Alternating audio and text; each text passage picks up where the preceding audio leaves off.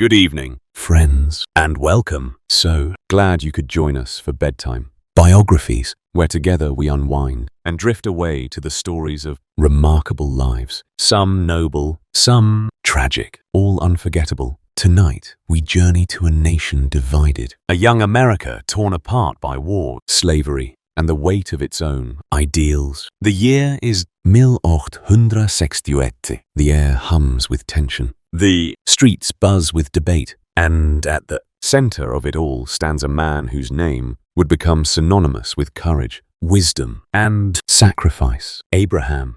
Music. Lincoln. Before we begin, a quick thought. If these quiet reflections on history's giants help you unwind, please consider liking this video and subscribing. It helps others discover these stories too. And as always, we'd love to hear your thoughts. Which leader would you like us to explore next? Let us know in the comments below. To speak Lincoln's name is to summon images of a towering figure, his face etched with the sorrow of war, his words ringing with moral clarity. But beneath the legend was a man of humble beginnings, a log cabin, a borrowed book, a mind sharpened by struggle. His story is one of relentless perseverance, of a self-taught lawyer who rose to steer a fractured nation toward its better angels. History remembers his triumphs, the Emancipation Proclamation, the Gettysburg Address, the preservation of the Union. But tonight, we're not just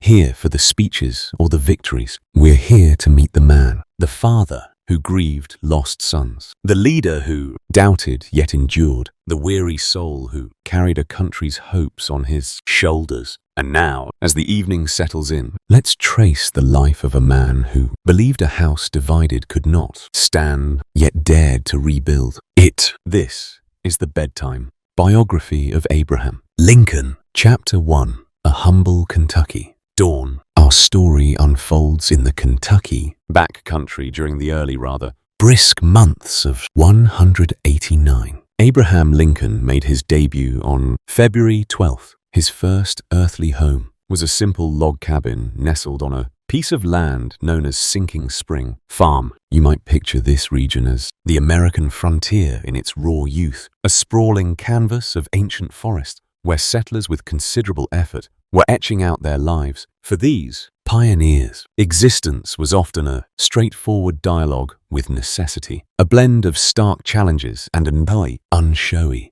quiet resolve. The nation itself, remember, was still young then, barely a few decades into its grand experiment. That cabin, young Abraham's first shelter, was a practical response to the demands of the era. Imagine a single room built from sturdy, rough, hewn logs gathered from the nearby woods. The floor beneath their feet was likely packed earth, a direct connection to the land itself. A stone fireplace would have been the cabin's warm heart, essential for both cooking the daily meals and chasing off the persistent chill light. A precious commodity would have found its way in through a small window, perhaps covered with oiled paper rather than glass, offering a somewhat hazy view of the world outside. It was, in essence, a dwelling built for endurance, not for elegant display. Thomas Lincoln, Abraham's father, was a man well acquainted with physical labor and the unyielding nature of the frontier. A farmer by trade,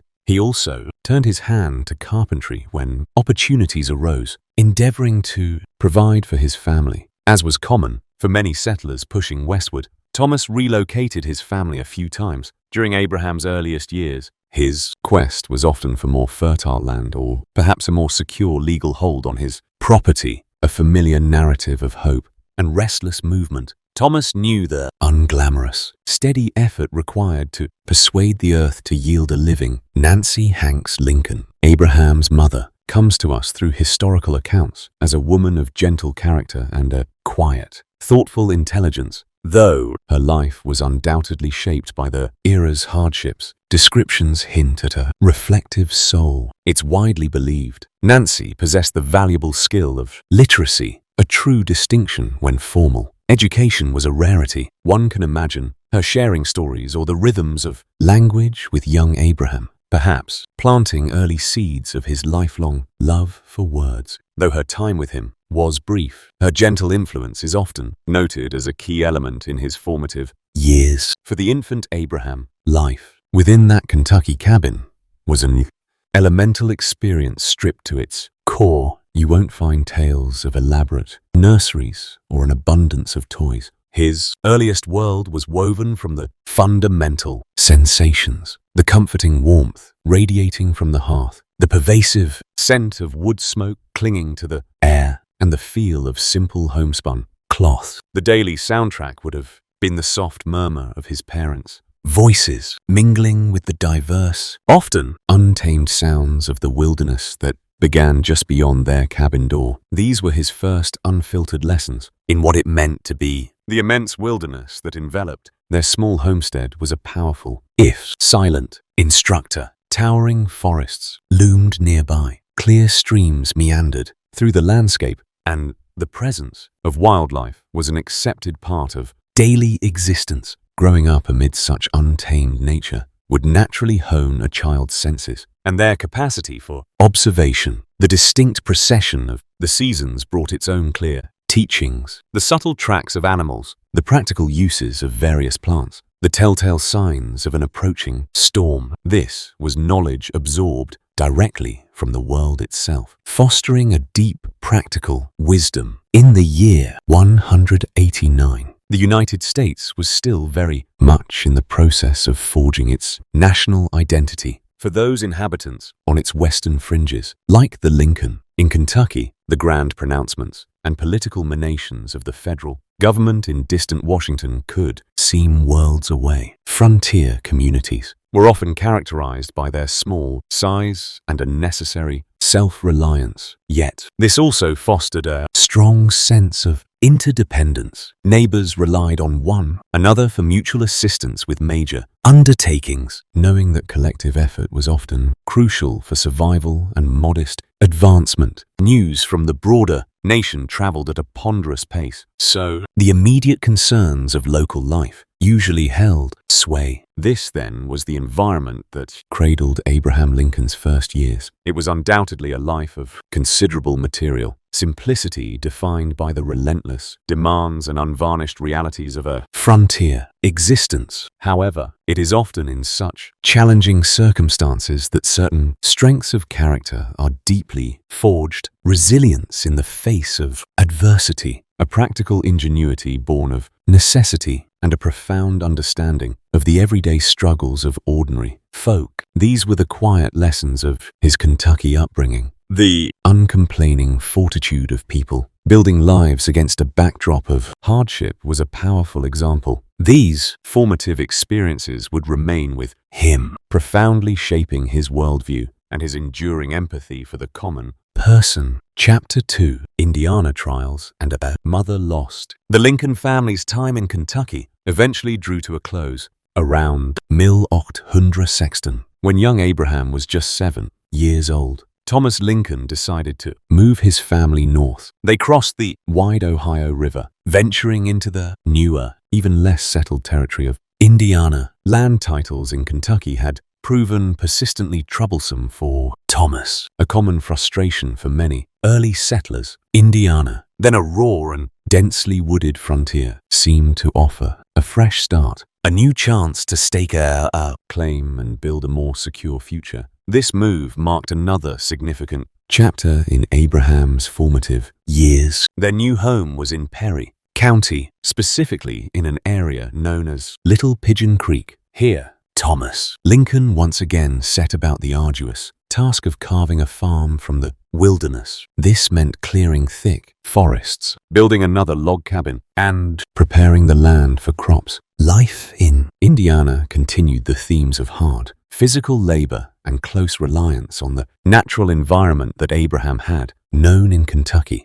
The days were long, filled with the demands of felling trees, splitting rails, plowing, planting, and hunting. Young Abraham, growing taller and stronger, was expected to contribute his share of the work alongside his father. The Indiana frontier was in many ways even more isolated than their Kentucky home had been. Neighbors were often few and far between. The forest was a constant, dominating presence, full of wildlife, both wondrous and dangerous for young Abraham. These years were an immersion in the very essence of pioneer life. He learned the practical skills necessary for survival, how to handle an axe with increasing proficiency, how to navigate the woods, and how to understand the subtle signs of the natural world. These were lessons not found in books, but etched into experience. However, this period in Indiana was also marked by profound tragedy. In 1818, when Abraham was only 9 years old, a terrible illness known as milk sickness swept through their small community. Nancy Hanks Lincoln, Abraham's mother, contracted the disease, and after a short and painful illness, she passed away. This was a devastating blow to the young boy. The loss of his mother, who had been a source of gentleness and perhaps his earliest intellectual encouragement, left an indelible mark on his sensitive nature. The grief was immense, casting a long shadow over his childhood. The death of Nancy created a harsh new reality for the Lincoln household. Thomas was left to care for 9-year-old Abraham and his older sister, Sarah, in an already challenging environment. The cabin must have felt emptier, the future more uncertain. Abraham took on additional responsibilities, and the weight of their loss undoubtedly matured him beyond his years. This period also saw him begin to turn more earnestly towards books, perhaps seeking solace or understanding in the written word during a time of such personal sorrow. About a year after N.Y.'s death, Thomas Lincoln traveled back to Kentucky. He returned with a new wife, Sarah Bush Johnston, a widow whom he had known from his earlier years there. Sarah, or Sally, as she was often called, brought her own 3 children to the Lincoln cabin. Her arrival brought significant changes to the household. She was a kind, practical, and energetic woman who brought a renewed sense of order and warmth to their rustic home. For Abraham, his new stepmother proved to be a true blessing. Sally Johnston recognized and encouraged young Abraham's burgeoning intellect and his powerful desire to learn. Unlike his father, who was largely indifferent to formal education, Sally saw the spark in her stepson. She ensured he had access to what few books could be found in their remote community. She fostered his habit of reading by the fireside late into the night. Long after the day's demanding chores were done, it was said that Abraham would borrow any book he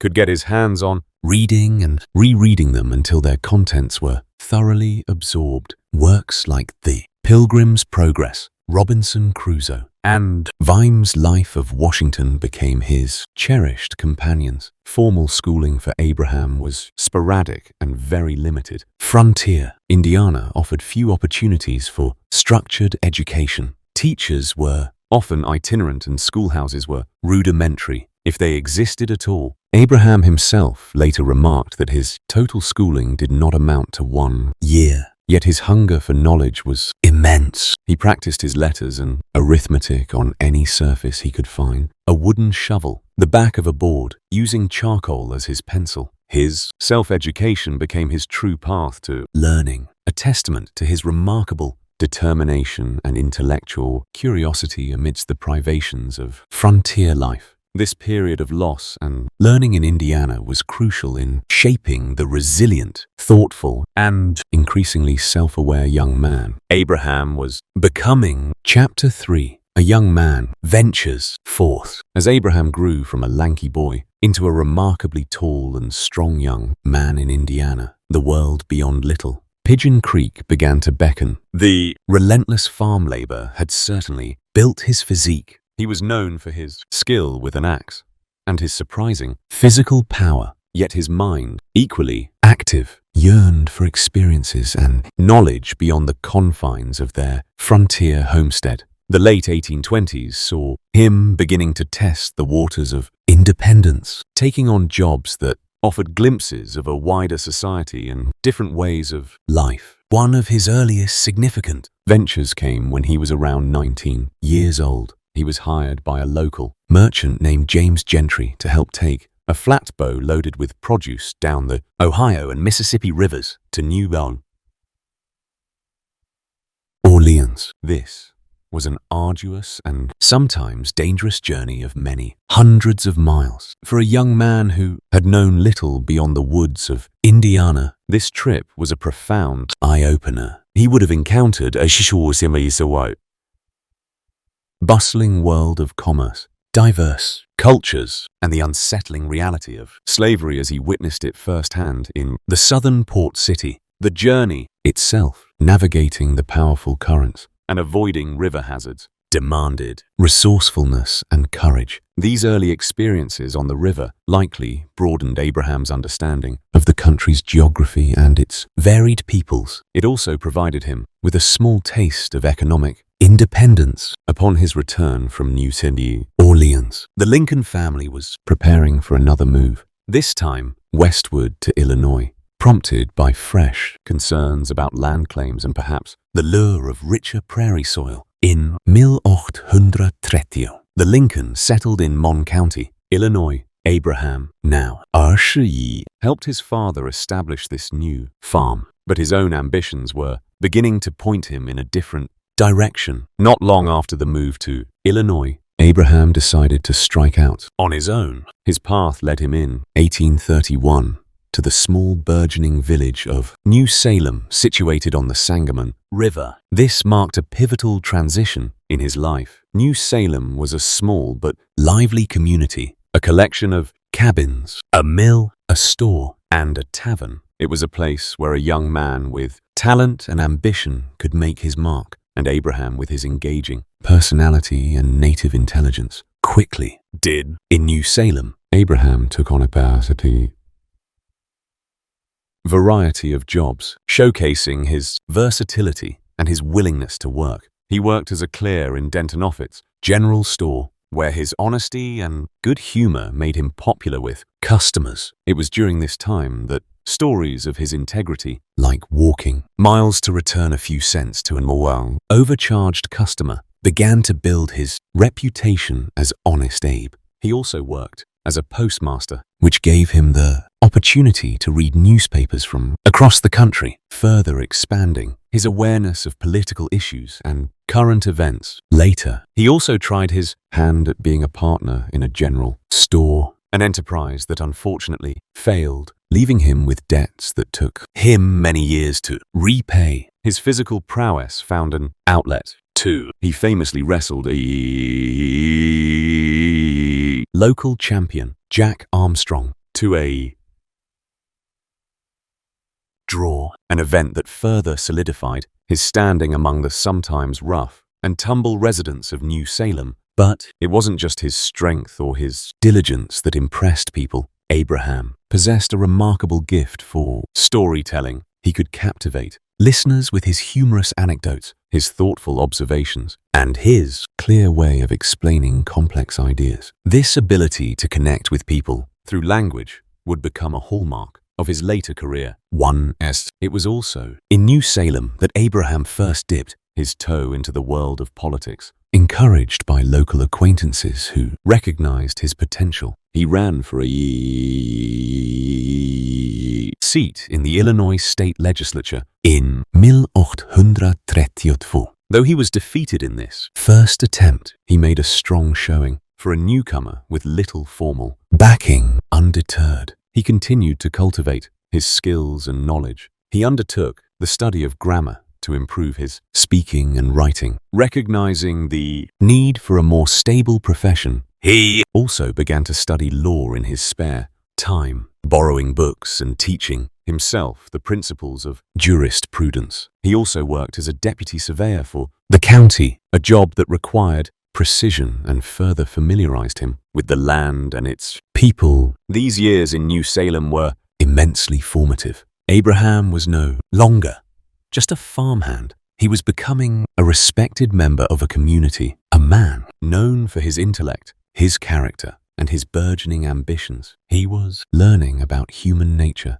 about commerce, about the workings of society, and about the art of public discourse. The raw frontier boy was steadily transforming into a self-made man, laying the groundwork for the extraordinary path that lay ahead. A path that would lead him far beyond the small village on the Sangamon. Chapter 4. Love, Loss, and a Prairie Lawman. Life in New Salem during the 1830s was not solely about work and public ambition for young Abraham Lincoln. Like any young man, he experienced the stirrings of the heart, forming friendships and, according to local law and later accounts, experiencing romantic attachments that brought both joy and profound sorrow. These personal experiences, often tinged with a certain melancholy that seemed a part of his disposition, further shaped his character during these crucial years of self-discovery and early adulthood. One of the most enduring, though somewhat mythologized stories from this period concerns Anne Rutledge. She was the daughter of the New Salem tavern keeper. Described as intelligent and comely, Abraham and Anne were said to have developed a deep affection for each other, with some accounts suggesting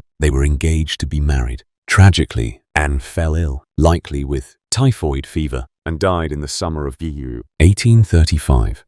At the young age of 22, her death reportedly plunged Abraham into a period of intense grief, a deep depression that caused his friends to worry for his well-being. The precise nature and depth of Abraham's relationship with Anne Rutledge are subjects of some historical debate, as contemporary evidence is scarce and many accounts were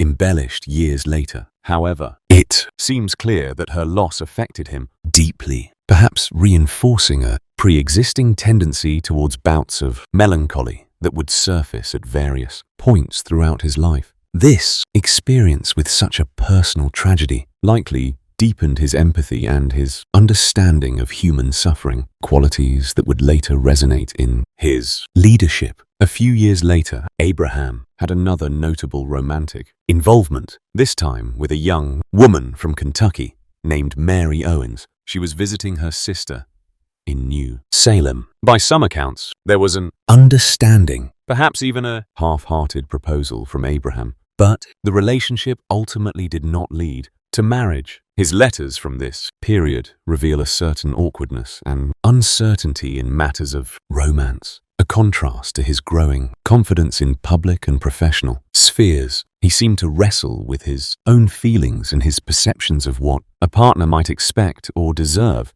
Alongside these personal trials and developments, Abraham was making steady progress in his professional aspirations. His self-directed study of law was bearing fruit. He pored over borrowed law books, such as Blackstone's commentaries, often reading late into the night after a long day of other work. His determination was remarkable. He would reportedly walk miles to borrow a book, and his ability to absorb and understand complex legal principles largely on his own was a testament to his powerful intellect and unwavering focus. In 1836, he achieved a significant milestone. He passed the bar examination and received his license to practice law. This qualification marked a major turning point. Law was a respected profession, one that offered a path to greater influence and financial stability than his previous occupations. It also aligned perfectly with his skills in logic, argument, and communication. Shortly after becoming a Bausu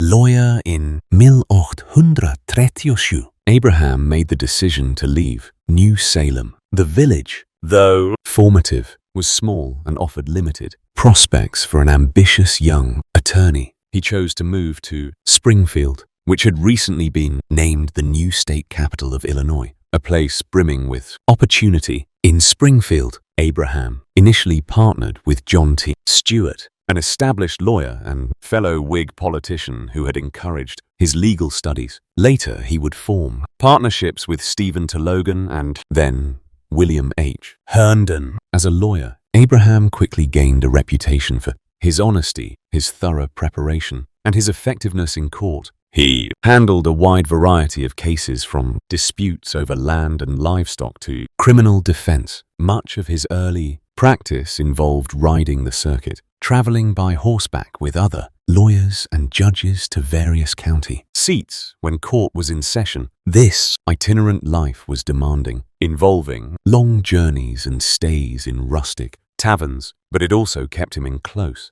contact with ordinary people across a wide swath of Illinois. His courtroom style was often characterized by its clarity, its logical force, and its use of plain language and relatable analogies that juries could easily understand. He was known for his ability to concede minor points to his opponents, thereby building credibility before focusing with great effect on the core issues of his case. While he could be a formidable opponent, he also earned respect for his fairness and his efforts to mediate disputes and avoid unnecessary litigation whenever possible. The Prairie was shaping not just a man, but a distinct kind of lawyer, one whose character was as much a part of his practice as his legal knowledge. Chapter 5. Springfield beckons a rising star. The move to Springfield in 1837 was a decisive step for Abraham Lincoln. Then a young man of 28, New Salem had been a crucial training ground, a place where he had found his footing and discovered his talents. But Springfield, as the newly designated state capital of Illinois, pulsed with a different kind of energy. It was a hub of political activity, legal practice, and social ambition, offering a much larger stage for a man of his abilities and aspirations. Here, among a growing population of lawyers, politicians, and merchants, Abraham would truly begin to forge his career and public identity. Upon arriving in Springfield, one of Abraham's immediate needs was to establish his law practice. He was fortunate to be taken under the wing of John T. Stewart, a prominent lawyer and Whig politician. Stewart, who had previously encouraged Abraham's legal studies, offered him a partnership. This provided the newcomer with an immediate entry into the Springfield legal community. Their office quickly became a busy place, handling a diverse array of cases that reflected the concerns of a developing society: land disputes, debt collections, criminal matters, and more. Abraham's reputation as a capable and honest attorney began to grow. Springfield in the late 1830s and 1840s was a lively, if somewhat raw, frontier capital. Its streets were often muddy and its amenities were still developing, but it was a place where important connections were made and political fortunes were shaped. The sessions of the state legislature brought lawmakers, lobbyists, and citizens with various interests to the town, creating a vibrant atmosphere of debate and maneuvering. Abraham, already having served a term in the legislature representing Sangamon County, elected while still in New Salem, was a known figure in these circles. He was re-elected several times, becoming a key member of the Long Nine, a group of Whig legislators from Sangamon County known for their tall stature and their successful efforts to have Springfield chosen as the capital. His service in the Illinois legislature was a significant part of his political education. He was deeply involved in debates over internal improvements, such as the development of roads, canals, and railroads, which were seen as crucial for the state's economic progress. He also took positions on banking issues and other matters of public policy. He learned the arts of negotiation, compromise, and legislative strategy. While not yet the polished orator he would become, his clear reasoning and homespun sincerity were already making an impression. It was also in Springfield that Abraham's social life took a new turn. He was introduced to a different circle of society than he had known in New Salem. Among the notable figures he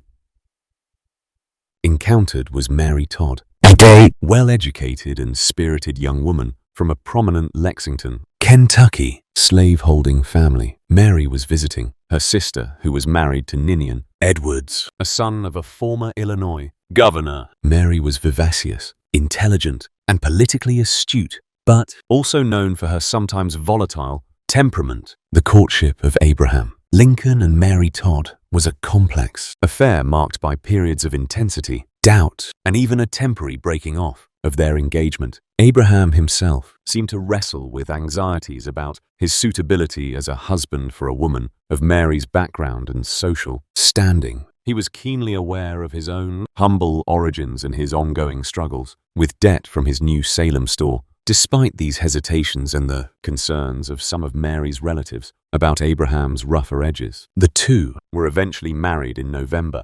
1842. Their marriage would be a long and complex one, bringing both profound partnership and deep personal sorrows. Mary's belief in Abraham's potential was unwavering, and she played an important role in encouraging his ambitions. However, their differing temperaments and the later tragedies they would endure, including the loss of 3 of their 4 sons, would place immense strain on their relationship. In these early Springfield years, though, they established a home and started a family, with their first son, Robert Todd Lincoln, being born in 1843. Professionally, Abraham continued to rise. After his partnership with Stuart, he joined forces with Stephen T. Logan, considered one of the finest legal minds in Illinois. This partnership further honed Abraham's legal skills, particularly in meticulous case preparation and precise legal reasoning. Later, he would establish his longest-lasting partnership with William Herndon, a younger man who admired him greatly. By the mid-1840s, Abraham Lincoln was a respected lawyer, an experienced legislator, and a recognized figure in Illinois Whig politics. Springfield had indeed provided the fertile ground for his star to begin its ascent. Chapter 6. A lone Whig in Washington. After years of dedicated work in Illinois law and state politics, Abraham Lincoln set his sights on a larger stage, the United States Congress. In 1846, he successfully secured the Whig nomination and was subsequently elected to the U.S. House of Representatives. This notable achievement marked his first, and as events would later unfold, his only term in national office before his presidency. In the autumn of 1847, accompanied by his wife Mary and their 2 young sons, Robert and Eddie, he made the journey to Washington, D.C. The nation's capital was a world away from the familiar surroundings of Springfield, a place with more entrenched political traditions and far more intense national debates. One of the most significant issues consuming the political oxygen in Washington at that particular time was the ongoing Mexican-American War, which had commenced in 1846. President James K. Polk, a Democrat, ardently championed the war. He presented it as a necessary and just response to Mexican aggression and also as a fulfillment of America's manifest destiny to expand its territorial domain westward. However, the conflict was deeply divisive across the nation. Many Whigs, and Abraham Lincoln counted himself among them, regarded the war with considerable skepticism and concern. They questioned its true necessity and harbored suspicions that it was largely an endeavor to acquire new territories, into which the institution of slavery could expand, thereby, unfortunately, increasing the political power of the southern states. Once he took his seat in Congress, Representative Lincoln did not hesitate to make his opposition to the war, or at least to the Polk administration's justifications for it, quite clear. He was particularly critical of President Polk's assertion that hostilities had begun when Mexico had shed American blood on American soil. In December of 1847, Lincoln introduced a series of pointed resolutions that soon became known as the Spot Resolutions. These resolutions persistently and publicly questioned President Polk, urging him to identify the precise spot where American blood had first been shed. This was a direct challenge to the administration's claim that the conflict had legitimately begun on U.S. territory. While the Spot Resolutions certainly demonstrated Lincoln's keen legal mind and his personal courage in directly challenging a popular wartime president, they were not universally well received even by some folks back in his home state of Illinois. Some of his constituents viewed his critical stance as unpatriotic, and he consequently faced a key measure of criticism in newspapers. For Abraham Lincoln, however, it was a deeply felt matter of principle. He was questioning what he saw as executive overreach and probing the moral implications of the war itself. His experience with this contentious issue clearly highlighted the complexities and often harsh realities of national politics, where taking a principled stance could invite significant public backlash and misunderstanding. Beyond the immediate controversies of the Mexican-American War, Lincoln's term in Congress also exposed him much more directly to the escalating and deeply troubling national debate over slavery. The question of whether slavery would be permitted in any new territories that might be acquired from Mexico was an incredibly contentious one, threatening to tear at the fabric of the Union. He gave his support to the Wilmot Proviso, a legislative proposal that aimed to stipulate that slavery should be firmly barred from any such newly acquired territories. Though the proviso repeatedly failed to pass the Senate,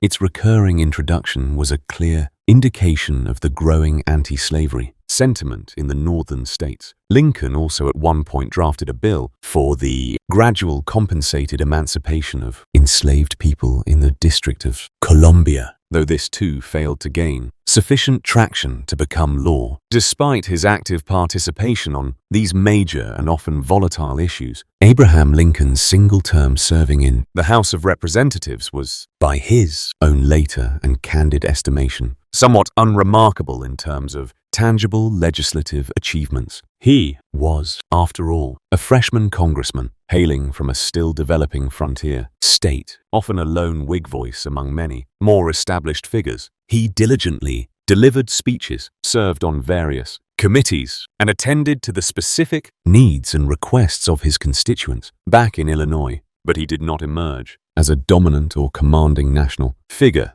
during this particular period. He reportedly experienced a sense of ineffectiveness at times, a frustrating feeling that his contributions were not making a truly significant impact on the grand and often turbulent stage of national affairs. It had been something of a Whig tradition in his particular congressional district in Illinois to rotate the nomination, thereby allowing different qualified individuals an opportunity to serve. In keeping with this established understanding, and perhaps also influenced by his own personal sense of limited accomplishment or impact while in Washington, Lincoln did not seek re-election in 1848. He did, however, actively campaign for Zachary Taylor, the Whig presidential candidate that year. He had harbored some hope for a significant federal appointment, specifically as Commissioner of the General Land Office. Following Taylor's victory, however, this coveted appointment ultimately did not materialize. He was instead offered the governorship of the distant Oregon Territory, a position which after careful consideration he chose to decline. So in 1849, after his term in Congress officially ended, Abraham Lincoln returned to Springfield and to the familiar demands of his law practice. His time spent in Washington, though perhaps not fulfilling all his initial political ambitions, had undeniably been an education. It had provided him with a valuable first-hand perspective on the intricate workings of the federal government, the sheer intensity of national debates, particularly concerning the omnipresent issue of slavery, and the formidable challenges inherent in trying to achieve meaningful change on that larger, more complex stage. While possibly feeling a degree of disappointment with his congressional career, he returned to Illinois, enriched with new perspectives and a deeper, more nuanced understanding of the powerful forces that were shaping and increasingly threatening the Union he held so dear. Chapter 7. The Wilderness Years. Rekindle. Following his return to Springfield in 1848, Abraham Lincoln re-immersed himself with characteristic diligence into his legal career. The subsequent years, stretching forward into the early 1850s, are sometimes retrospectively referred to by historians as his political wilderness years. Having completed his single term in Congress and not immediately pursuing another elective office on the national stage, he focused his considerable energies primarily on the practice of law. This period, however, was far from being a quiet or unproductive interlude in his life. It was, in fact, a time of significant professional growth, continued intellectual development, and quiet observation, even as the nation itself was almost imperceptibly inching ever closer to a profound and unavoidable crisis. Lincoln's reputation as a highly skilled, meticulously prepared, and eminently trustworthy lawyer continued to solidify throughout Illinois. He, along with his junior partner, William H. Herndon, who greatly admired Lincoln, built one of the most successful and respected legal practices in the state. Abraham was particularly renowned for his extensive work on the Eighth Judicial Circuit. This demanding role required him to travel extensively by horse and buggy alongside judges and fellow lawyers to various county seats twice each year when court was in session. This itinerant lifestyle, while often challenging, kept him in constant and direct contact with a wide and diverse array of people: hard-working farmers, ambitious merchants, skilled artisans, and fellow members of the bar. It allowed him to listen to their varied concerns, understand their unique perspectives, and further hone his already remarkable ability to connect with ordinary citizens on a human level. His legal casework during these years was incredibly varied and reflected the broad spectrum of issues facing a developing society. He handled everything from relatively small debt collections and complicated land title disputes to more complex cases involving business contracts, emerging patent law, and serious criminal defense matters. One particular area where he became especially prominent was in litigation involving the burgeoning railroad industry, as iron horses began to rapidly expand their reach across the prairies of Illinois, and indeed the entire nation. They brought with them a sequel host of novel legal challenges. These often related to land acquisition for rights of way, the interpretation of corporate charters, questions of liability, and the regulation of this powerful new form of transport. Lincoln represented railroads in several significant cases, showcasing his legal acumen, but he also conscientiously took cases against them when justice required, underscoring his unwavering commitment to the fair application of the law rather than to any particular special interest group. These railroad cases were often quite lucrative, and they further enhanced his growing reputation for thorough preparation and clear, persuasive argumentation in court. While he was deeply and successfully engaged in his demanding legal practice, Abraham Lincoln did not entirely abandon his keen interest in the political sphere. He remained a steadfastly loyal Whig and frequently spoke at political gatherings and rallies, actively campaigning for various Whig candidates during election seasons. However, the Whig Party itself, the political home he had known for so long, was beginning to show undeniable signs of serious internal fracture. These divisions were largely, though not exclusively, over the increasingly contentious and morally charged issue of slavery. The Compromise of 1850, a complex package of legislation intended by its proponents to settle disputes over slavery in newly acquired Western territories, provided only a temporary and deeply uneasy truce. The nation was becoming visibly more polarized with each passing year, and the old, established political alignments were clearly struggling to maintain their coherence. For Abraham, this period of intense focus on his legal work also provided him with considerable and welcome opportunity for extensive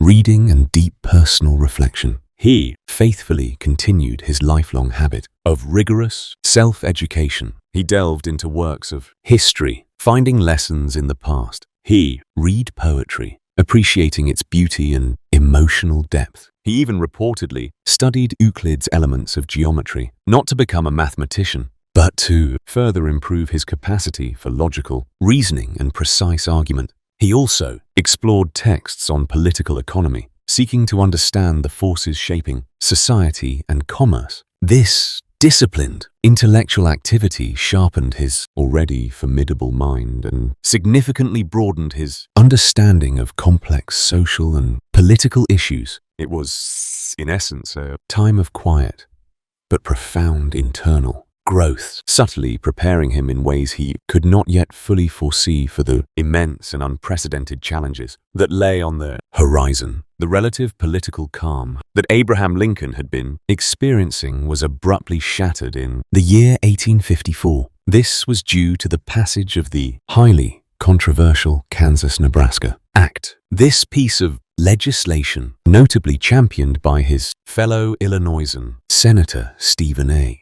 Douglas, effectively repealed the Missouri Compromise of 1820. That earlier compromise had for decades prohibited slavery in territories north of the 3,630 parallel. The Kansas-Nebraska Act, in its place, introduced the principle of popular sovereignty. This doctrine allowed settlers in newly forming territories to decide for themselves through a local vote whether or not to permit the institution of slavery within their borders. This act was nothing short of a political earthquake. It outraged a great many people in the northern states, including Abraham Lincoln, who viewed it as a dangerous and morally reprehensible concession to Southern slaveholding interests and a profound betrayal of the nation's founding principles regarding human liberty. The Kansas-Nebraska Act had the immediate effect of reigniting Abraham Lincoln's passion for politics with a newfound intensity and an unmistakable moral focus. He was, as he himself later stated with characteristic directness, aroused as he had never been before. He clearly saw the potential expansion of slavery not merely as a political issue to be debated, but as a profound moral wrong that actively threatened the very foundations of the American Republic. He began to speak out with great force and conviction against the act and its far-reaching implications. His speeches during this pivotal period were marked by a new depth of moral conviction and a powerful, clear articulation of the anti-slavery case. This case was built both on fundamental moral principles and on his careful interpretation of the intentions of the nation's founding fathers. This re-entry into the heated political arena was not a reluctant one for Lincoln. Despite his earlier disappointments with his congressional term, the rapidly escalating crisis over the future of slavery in the nation provided him with a cause that resonated deeply with his most fundamental core beliefs. The preceding wilderness years, though primarily filled with diligent legal work and quiet, intensive study, had inadvertently prepared him exceptionally well for this critical moment. He had meticulously honed his considerable skills as a debater, a profound thinker, and an effective communicator, now with the nation clearly facing what he considered to be its gravest challenge since its inception. Abraham Lincoln was ready, willing, and eminently able to step back onto the public stage, his voice now carrying a renewed and compelling sense of urgency and a profound moral authority that was hard to ignore. Chapter 8, A House Dividing. Itself, the passage of the Kansas-Nebraska Act in 1854 was not just a legislative change. It was a seismic event that sent shock waves across the American political landscape. It dramatically reshaped existing alliances and propelled Abraham Lincoln with renewed vigor back into the forefront of the burgeoning anti-slavery movement by permitting the potential expansion of slavery into new territories based on the principle of popular sovereignty. The act effectively swept aside the Missouri Compromise, a boundary that had for over 3 decades attempted to limit slavery's spread. This legislative upheaval deeply angered many Northerners. They saw it as a dangerous capitulation, opening vast Western lands to an institution they increasingly condemned as a moral stain on the nation and a direct threat to the principles of free labor. Abraham Lincoln was prominent among those who were profoundly disturbed by this turn of events. In response, he delivered a series of remarkably powerful speeches during the latter part of 1854. One of his most notable addresses was given in Peoria,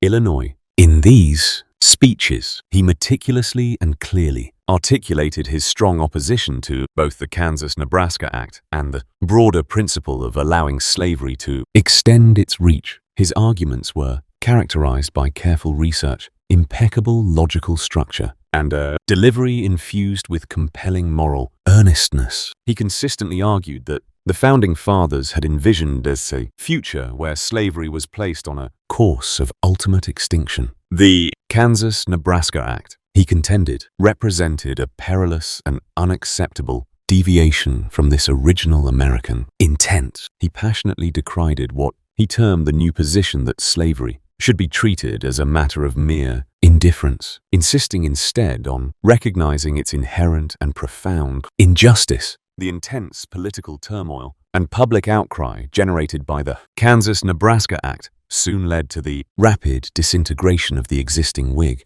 Party, the political organization to which Abraham Lincoln had long maintained his allegiance. The Whigs found themselves deeply and irreparably divided over the pervasive issue of slavery, rendering them unable to formulate or maintain a unified national stance. Consequently, anti-slavery Whigs, alongside disillusioned Northern Democrats and members of the smaller Free Soil Party, began to search for a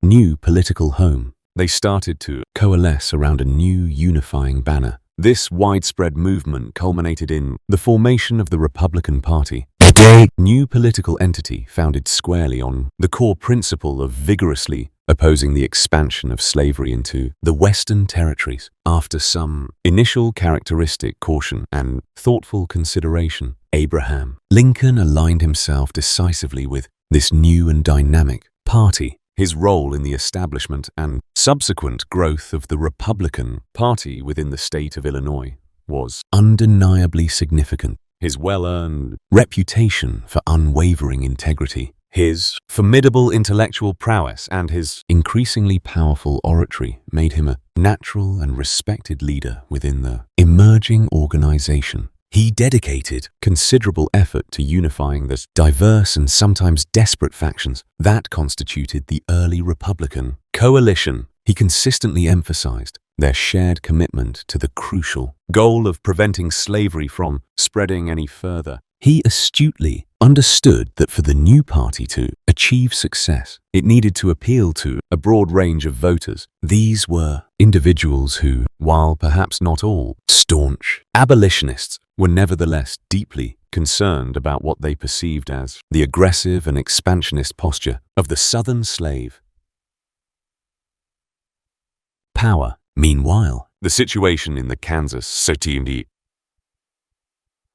territory itself tragically devolved into open violence. Pro-slavery and anti-slavery settlers clashed with increasing ferocity in a bitter struggle to control the territory's future. This brutal and protracted conflict soon became known across the nation as Bleeding Kansas. These violent events further inflamed national passions and served to underscore the profound and dangerous divisions that the proposed Nebraska Act had tragically unleashed upon the country. For Abraham Lincoln and many other observers in the North, these events were a grim and bloody illustration of the dire consequences that arose when the nation strayed from its founding principles regarding human freedom and self-governance. The doctrine of popular sovereignty, far from being a peaceful solution, appeared in practice to lead only to further bloodshed, deeper animosity, and a fractured society. In June of 1858, a pivotal moment arrived in Lincoln's political career. He was officially nominated by the Illinois Republican Party to run for a seat in the United States Senate. His opponent was the incumbent Stephen A. Douglas, the very architect of the controversial Kansas-Nebraska Act. Upon accepting this important nomination, Lincoln delivered one of the most renowned and consequential speeches of his entire career. This address was given at the State Republican Convention, which was held in Springfield. It has since become famously known as the House Divided speech, a title drawn from its most memorable and impactful lines. Its central message served as a stark and unambiguous warning about the precarious future of the Union. A house divided against itself cannot stand, Abraham Lincoln declared, powerfully quoting a passage from the Gospels to underscore his point. He continued, "I believe this government cannot endure permanently half slave and half free. I do not expect the Union to be dissolved. I do not expect the house to fall, but I do expect it will cease to be divided. It will become all one thing or all the other." This was an exceptionally bold and, for its time, somewhat radical public statement. Many observers, including some of his own supporters, initially perceived it as being too extreme, fearing it would alienate moderate voters who still hoped for compromise. However, Lincoln had become firmly convinced that the nation was on an inexorable path towards a fundamental crisis, one that could not be perpetually avoided by further political compromises or by ignoring the underlying moral questions. The House divided speech perfectly and incisively framed the central issue not only of the upcoming senatorial campaign against Douglas, but also of the larger, all-consuming national debate. It strategically positioned Lincoln as a man of profound principle, one who was unwilling to shy away from confronting the hard and uncomfortable truths that were facing the country. He was forcefully arguing that Stephen Douglas's cherished doctrine of popular sovereignty, far from offering a viable solution to the slavery issue, was actually exacerbating the dangerous division by allowing for slavery's potential and seemingly endless expansion. This powerful speech, with its unforgettable imagery and its clear, unwavering articulation of the immense stakes involved, effectively set the stage for an epic series of public confrontations with his formidable political rival Stephen Douglas, a contest of ideas and wills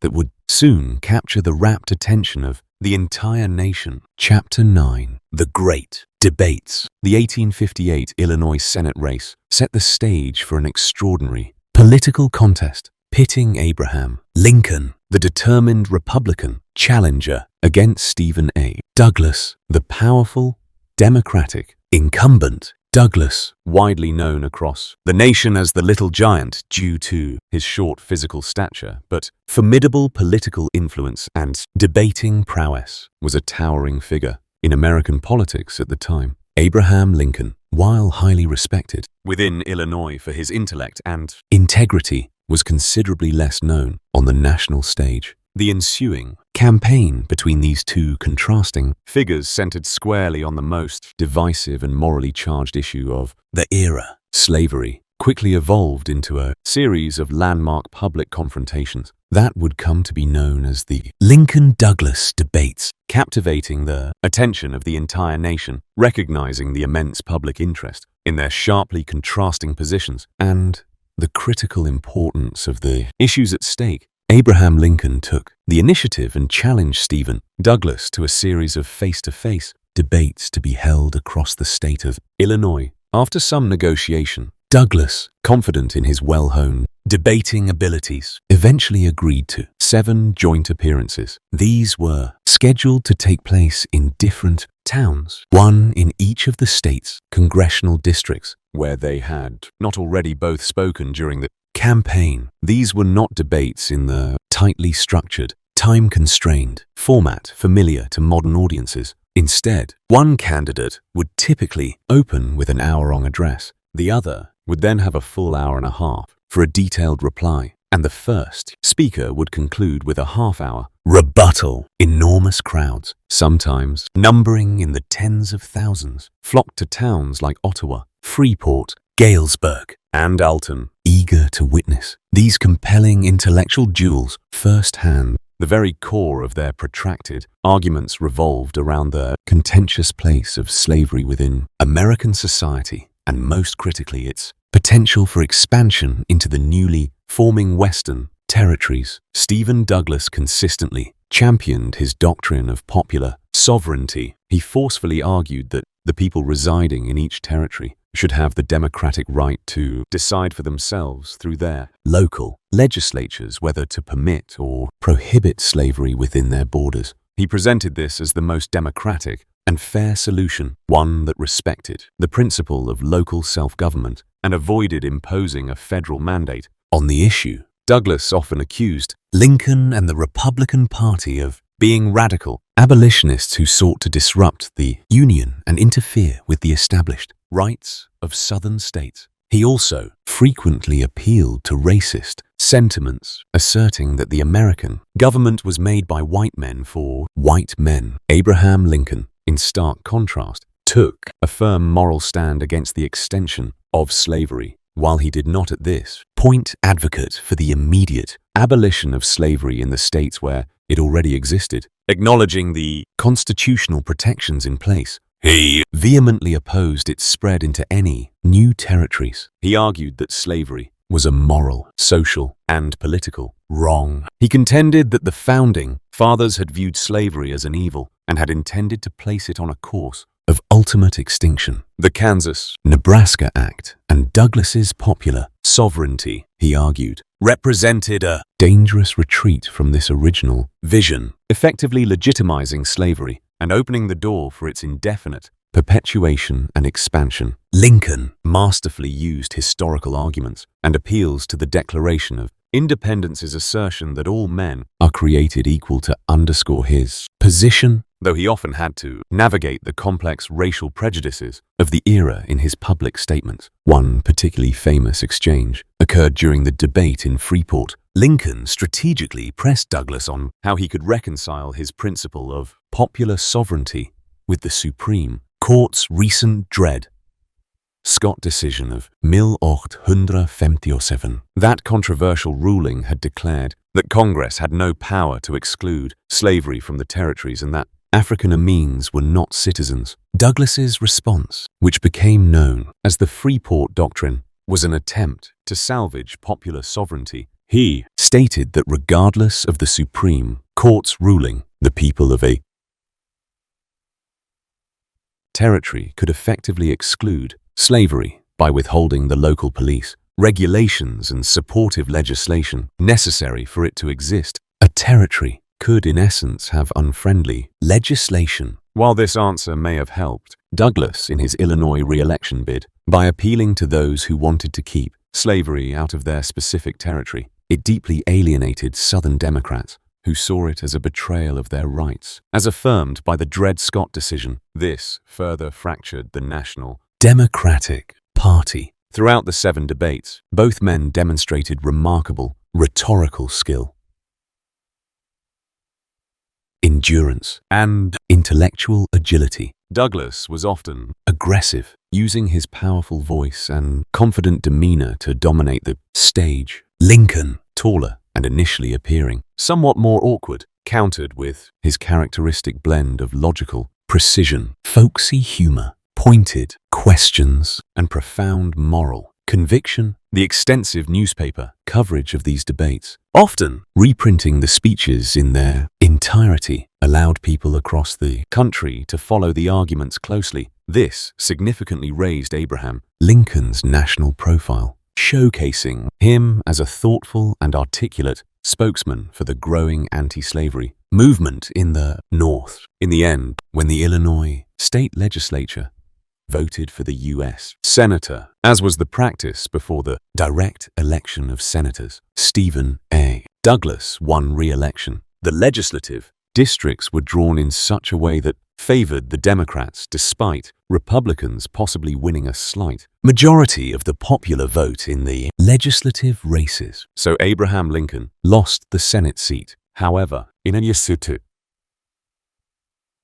larger sense, he achieved a significant victory. The debates had catapulted him from a regional politician to a figure of national prominence. His clear and principled stand against the expansion of slavery and his skillful articulation of the Republican position had impressed many influential leaders and ordinary citizens alike. The Lincoln-Douglas debates of 1858 were a defining moment in American political history. They laid bare the deep and seemingly irreconcilable differences over slavery that were pushing the nation ever closer to the brink of disunion. Although he did not win the election, Abraham Lincoln emerged from this crucible of debate with his reputation greatly enhanced. his principles clearly defined, and his position as a leading voice against the extension of slavery firmly and irrevocably solidified on the national stage. The giant killer, though not victorious in this round, had made his mark. Chapter 10. A nation listens at Cooper Union. Following the intense senatorial campaign and the celebrated debates with Stephen Douglas in 1858, Abraham Lincoln found his national reputation significantly enhanced. Though he had lost the Senate election, his articulate defense of the Republican position against slavery's expansion had resonated far beyond the borders of Illinois. In late 1859, he received an invitation to speak in New York City at Plymouth Church in Brooklyn, a prominent pulpit known for its anti-slavery stance. The venue was later changed to the Cooper Union in Manhattan, a newer and larger hall for an address scheduled in February 1860. This invitation presented Lincoln with a crucial opportunity to address a sophisticated Eastern audience and further establish his credentials as a serious national statesman. Abraham Lincoln understood the immense importance of this engagement. New York was a center of media, finance, and political influence. A strong performance at Cooper Union could significantly bolster his standing within the Republican Party and present him as a viable, thoughtful leader as the country looked towards the upcoming presidential election of 1860. He, therefore, prepared for this speech with extraordinary care and meticulous research. He spent weeks, even months, delving into the historical record, particularly focusing on the views and actions of the 39 men who had signed the original United States Constitution regarding federal control over slavery in the territories. On the evening of February the 27th, 1860, Abraham Lincoln stepped onto the stage at Cooper Union before a large and influential audience. It included many of New York's leading political figures, editors, intellectuals, and prominent citizens, many of whom were curious to see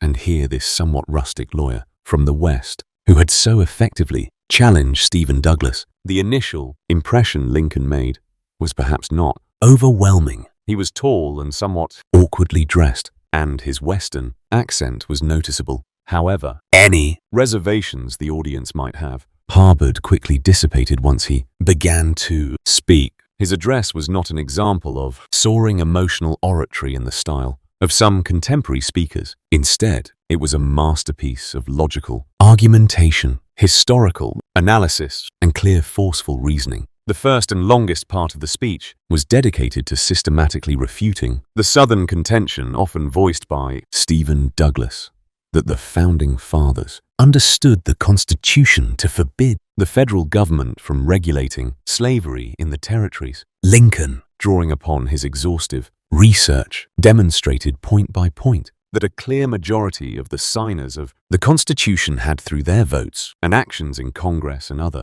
capacities, supported federal control over slavery in territories. He meticulously showed that they had repeatedly voted for measures to restrict or prohibit slavery in federal territories. This careful, almost loyally, presentation of historical evidence had a powerful impact on the audience. It directly countered the narrative being promoted by pro-slavery advocates and by figures like Douglas, who sought a middle ground through popular sovereignty. Lincoln effectively argued that the Republican position of restricting slavery's expansion was not radical or new, but was in fact consistent with the original understanding and intent of the nation's founders. He was in essence claiming the mantle of true conservatism for the Republican cause, aligning it with the nation's foundational principles rather than with disruptive innovation. In the second part of his speech, Lincoln turned his attention to the Southern people, addressing them directly but firmly. He acknowledged their grievances but firmly refuted their accusations that Republicans were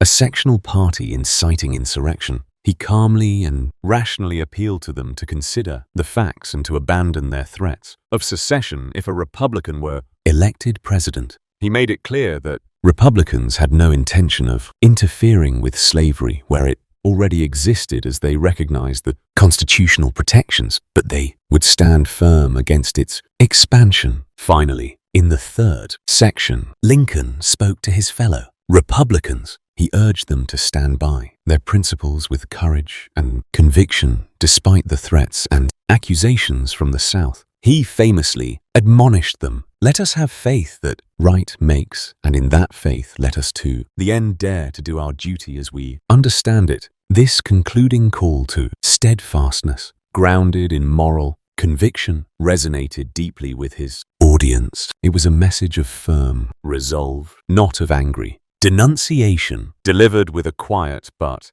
powerful sense of authority. The Cooper Union Address was a resounding success. It was widely reported in newspapers across the North, often printed in its entirety, and it significantly elevated Lincoln's stature. The sophisticated New York audience, many of whom might have initially been skeptical, were profoundly impressed by his intellectual command, his thoroughness, and the moral force of his argument. He had demonstrated that he was not merely a homespun prairie debater, but as a statesman of considerable depth and substance. The speech helped to dispel any lingering notions that he was a one-issue candidate or simply a folksy Westerner. It established him as a thoughtful, principled, and electable leader, perfectly positioning him for the Republican presidential nomination. Just a few months later, the nation, or at least a very significant part of it, had indeed listened. Chapter 11, The Unlikely President-Elect. The year 1860 was a momentous one for Abraham Lincoln and for the United States. Following his compelling performance at Cooper Union and his continued articulate stance against slavery's expansion, his star within the Republican Party had risen considerably. When the Republicans gathered in Chicago for their national convention in May, Lincoln, initially considered an underdog by some, emerged as the presidential nominee after several ballots. His reputation as Honest Abe, his compelling life story, and his moderate yet firm anti-slavery position made him an attractive candidate in a deeply fractured nation. The upcoming election, however, would be anything but straightforward. The Democratic Party, which had dominated national politics for years, splintered over the issue of slavery. Southern Democrats nominated John C. Greenidge of Kentucky, who insisted on federal protection for slavery in the territories. Northern Democrats nominated Stephen A. Douglas, Lincoln's old rival, who continued to advocate for popular sovereignty. A fourth party, the Constitutional Union Party, nominated John Bell of Tennessee, hoping to find a middle ground by simply ignoring the slavery issue and focusing on preserving the Union and upholding the Constitution. This four-way race created a volatile and unpredictable political landscape. Abraham Lincoln, following the custom of the time for presidential candidates, did not actively campaign himself. Instead, his supporters, particularly the wide-awakes, enthusiastic young Republicans who organized parades and rallies, campaigned vigorously on his behalf. The Republican platform opposed the extension of slavery into the territories, but also included planks supporting a protective tariff, a Homestead Act to encourage Western settlement, and federal aid for a transcontinental railroad. These positions appealed to a broad range of Northern and Western voters. Lincoln remained in Springfield, receiving visitors and corresponding with party leaders, quietly confident but keenly aware of the immense stakes. When the election results came in on November the 6th, 1860, Abraham Lincoln had won the Bedtime presidency. However, his victory was a peculiar one. He secured a clear majority of the Electoral College votes, 180 to be exact, which was more than enough to win. But he did so by carrying almost all of the northern states while failing to win a single southern state. In fact, in 10 southern states, his name had not even appeared on the ballot. He received only about 40% of the popular vote nationwide, meaning nearly 60% of those who voted had chosen someone else. This fractured victory underscored the profound sectional divide that was tearing the country apart. The reaction in the southern states to Lincoln's election was swift and alarming. Many Southerners viewed the Republican Party as fundamentally hostile to their way of life and to the institution of slavery upon which their economy and social structure were built. They saw Lincoln's victory despite his assurances that he would not interfere with slavery where it already existed as a dire threat.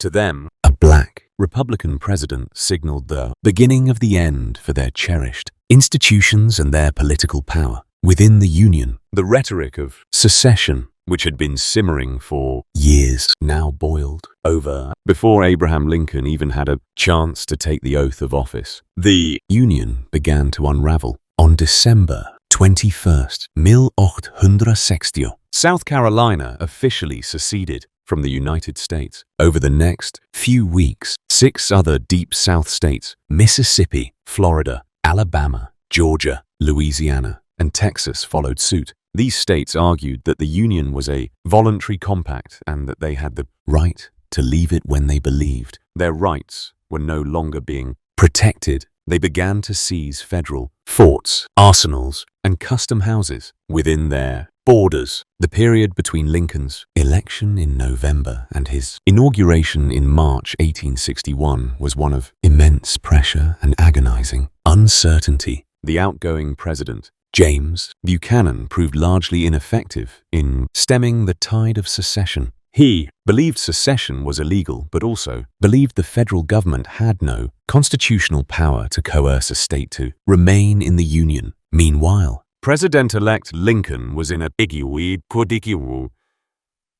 difficult position. He could not yet exercise any official power, yet he was under immense pressure to make public statements or offer compromises that might halt the crisis. Abraham Lincoln largely maintained a public silence during these critical months, believing that any statement he made would likely be distorted by his opponents and could further inflame the situation. He privately made it clear, however, that he would uphold the Constitution and that he considered secession to be illegal. He rejected proposals for compromises that would involve abandoning the core Republican principle of preventing slavery's expansion into the territories as he prepared to journey from Springfield to Washington. For his inauguration, he faced the daunting prospect of leading a nation that was quite literally and tragically coming apart at the seams. The unlikely Presidente was about to inherit a monumental crisis. Chapter 12. A Union Torn. The journey Abraham Lincoln undertook from Springfield, Illinois, to Washington, D.C. in February 1861 for his inauguration was unlike any previous presidential transition. It was a passage through a nation teetering on the very brink of self-destruction as his train made its way eastward, stopping in various cities for speeches and appearances. The air was thick with tension and uncertainty. 7 states had already declared their secession from the Union, and the threat of further departures loomed large. There were even credible reports of assassination plots against the president-elect, forcing him to alter his travel plans and pass through Baltimore at night under heavy guard. During this fraught period, efforts at compromise continued in Washington, most notably the Retention Compromise, which proposed several constitutional amendments to protect slavery in the states where it existed and to extend the Missouri Compromise line to the Pacific. However, Lincoln, while willing to reassure the South of his lack of intention to interfere with slavery where it was already established, stood firm against any compromise that would allow for the expansion of slavery into new territories. This was the core principle upon which he and the Republican Party had been elected, and he believed abandoning it would betray their mandate and ultimately fail to resolve the underlying crisis. On March 4th, 1868, Abraham Lincoln stood before a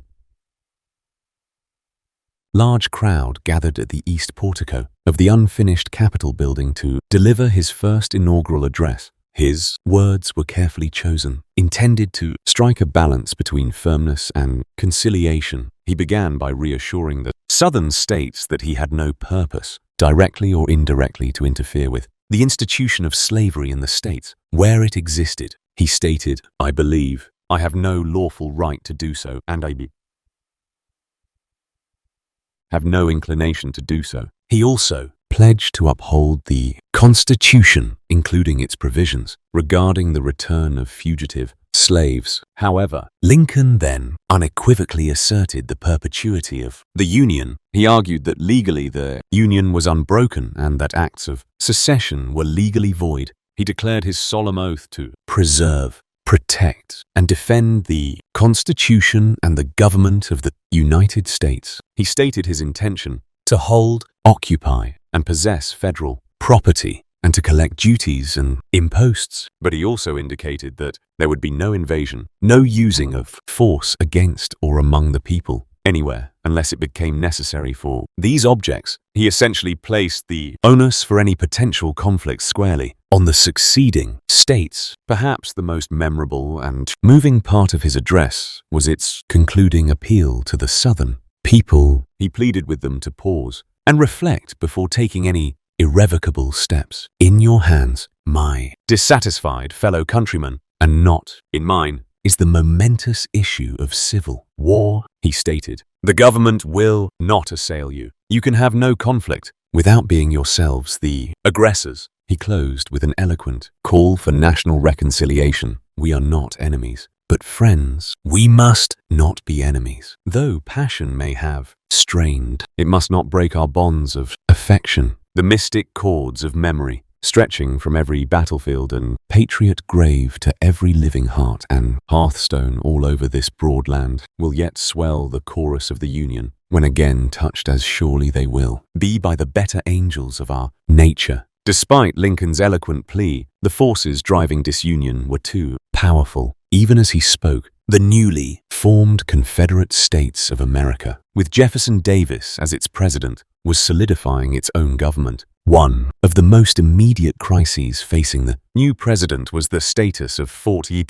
Sumter, a federal installation in the harbor of Charleston, South Carolina. The fort was running low on supplies, and its Union garrison was surrounded by hostile Confederate forces to resupply. The fort would be seen by the Confederacy as an act of aggression. To abandon it would be a tacit recognition of Confederate sovereignty. After much deliberation and against the advice of some of his cabinet members, Lincoln decided to send an unarmed naval expedition to resupply Fort Sumter with provisions only. He notified the governor of South Carolina of his peaceful intentions. However, the Confederate government, viewing any attempt to hold the fort as a challenge to its authority, decided to act on April the 12th, 1861, before the resupply mission could arrive. Confederate batteries opened fire on Fort Sumter after a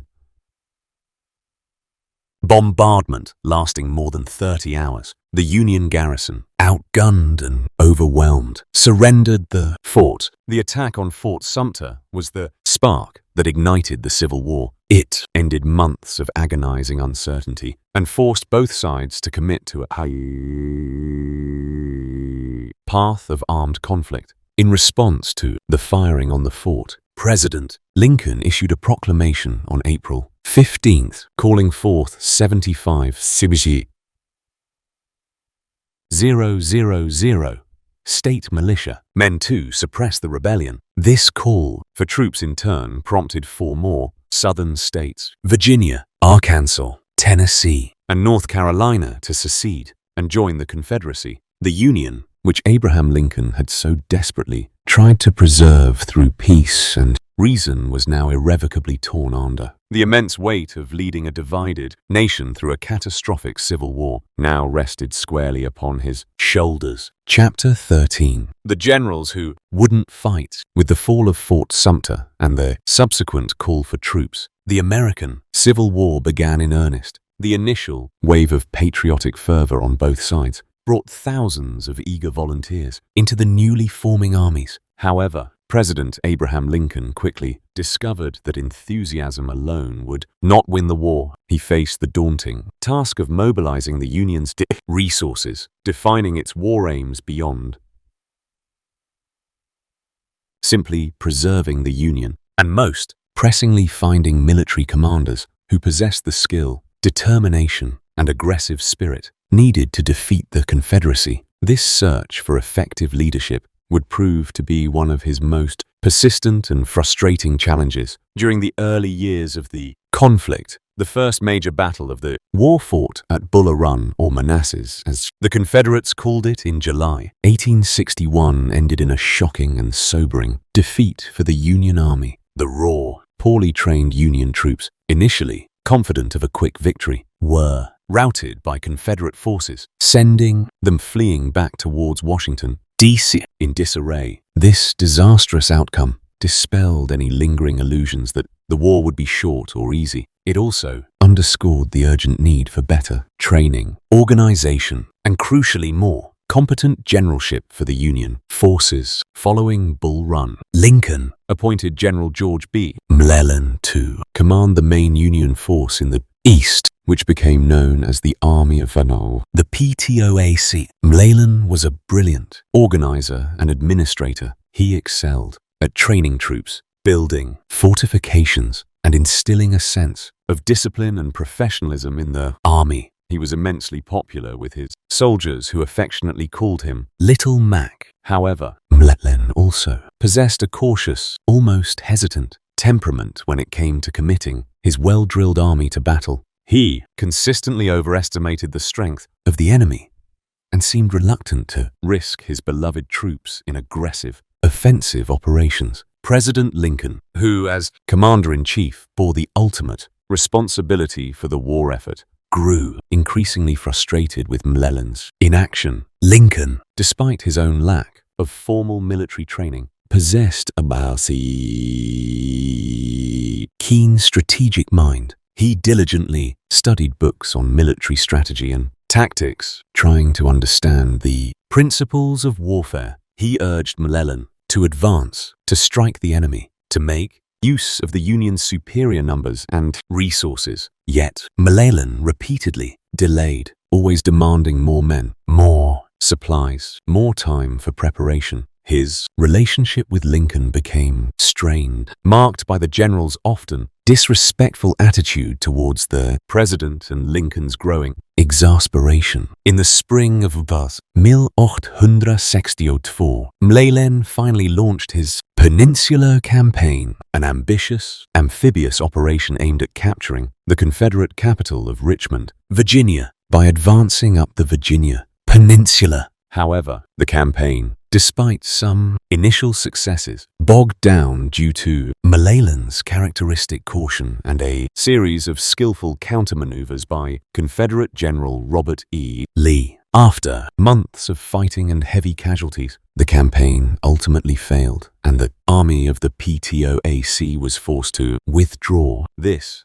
was a bitter disappointment for Lincoln and the Union. The search for capable commanders extended to other theaters of the war as well. In the West, Union forces achieved some important early successes, notably under a then little-known general named Ulysses S. Grant, who captured Fort Henry and Fort Donelson in Tennessee. Grant displayed a tenacity and a willingness to fight that contrasted sharply with McClellan's approach. However, even Grant's path was not without setbacks and controversy. Lincoln often had to defend his generals against political criticism and public outcry, especially when battles resulted in high casualties, as was the case in Shiloh. Throughout these trying early years, Lincoln endured immense pressure. The war was not going well for the Union. In the crucial Eastern Theater, casualties were mounting, and public morale in the North sometimes wavered. There were calls for peace through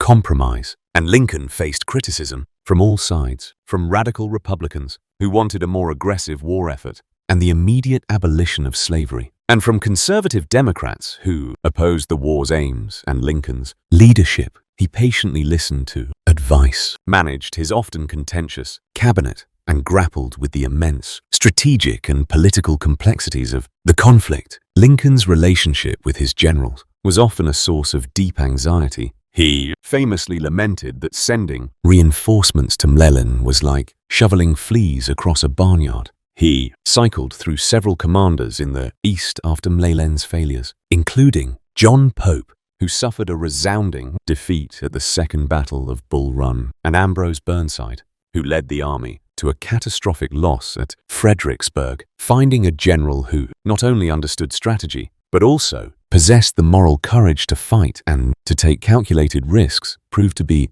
an elusive quest. This struggle for effective military leadership was a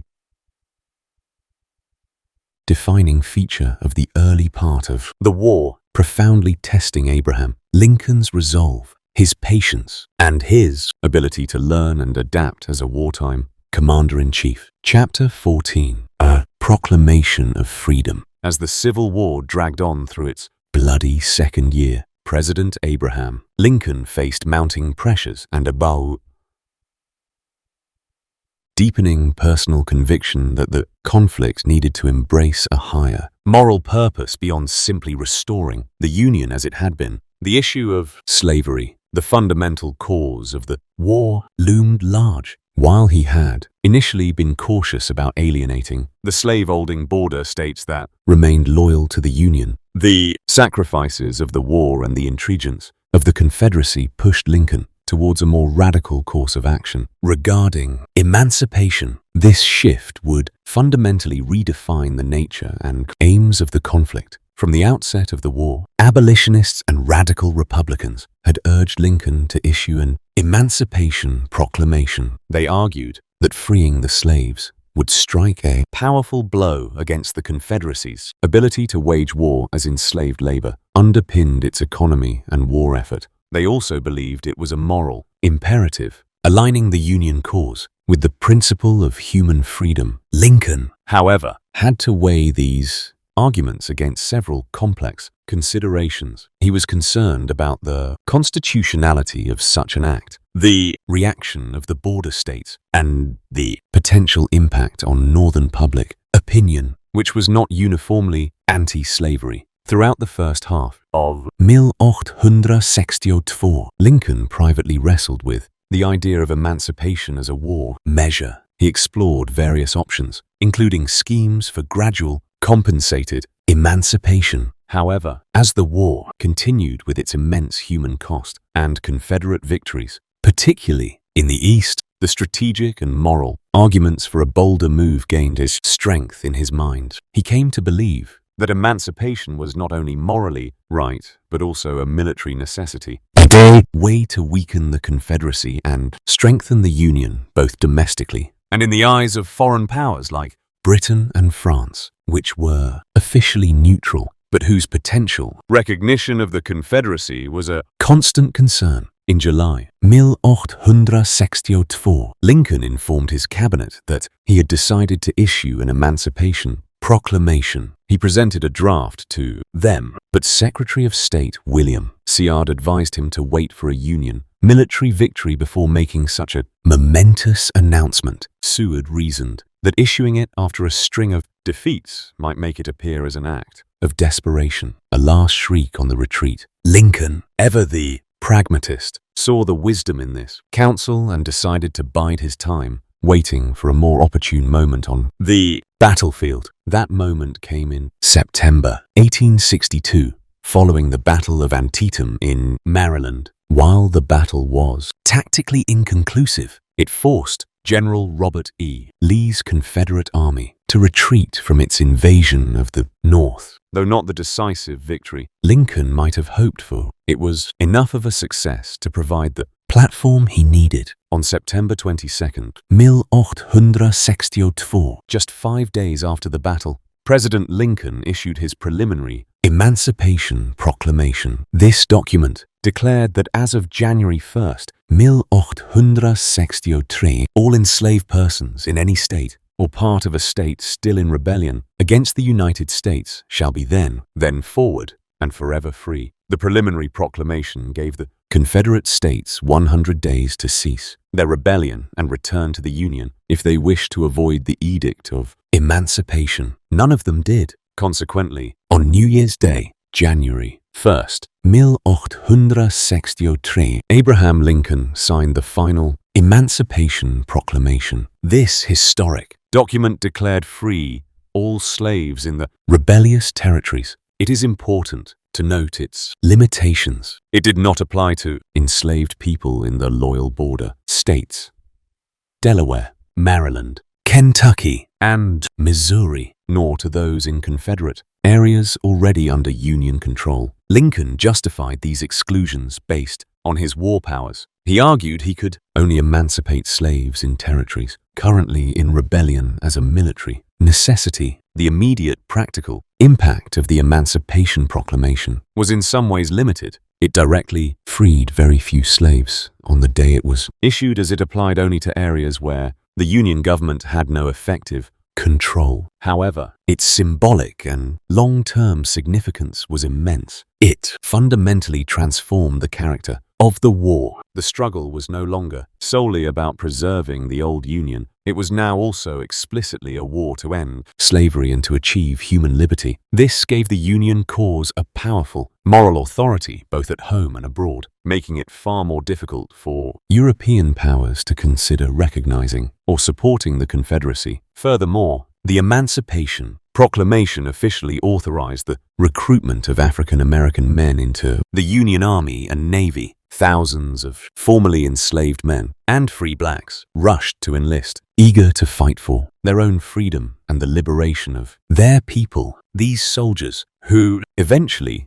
numbered nearly 200,000, served with great courage and distinction, making a vital contribution to the Union war effort. Their participation was a powerful testament to the proclamation's impact and the changing nature of the struggle. While it was not the end of slavery that would require a constitutional amendment, the Emancipation Proclamation was a monumental step, a promise of freedom that forever altered the course of American history. Guided by Abraham Lincoln's evolving understanding and unwavering moral courage. Chapter 15. Gettysburg and Vicksburg. The summer of 1863 proved to be a pivotal period in the American Civil War, marked by two crucial Union victories that significantly shifted the strategic balance and offered a glimmer of hope to a war-weary North. These triumphs occurred nearly simultaneously in early July at Gettysburg,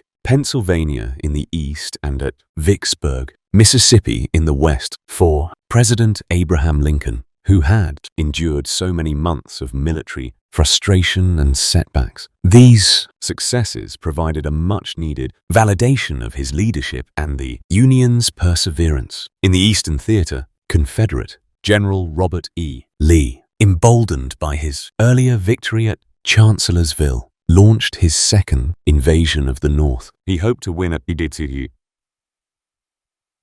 decisive battle on Union soil, which might demoralize the Northern public, encourage foreign recognition of the Confederacy, and perhaps even lead to a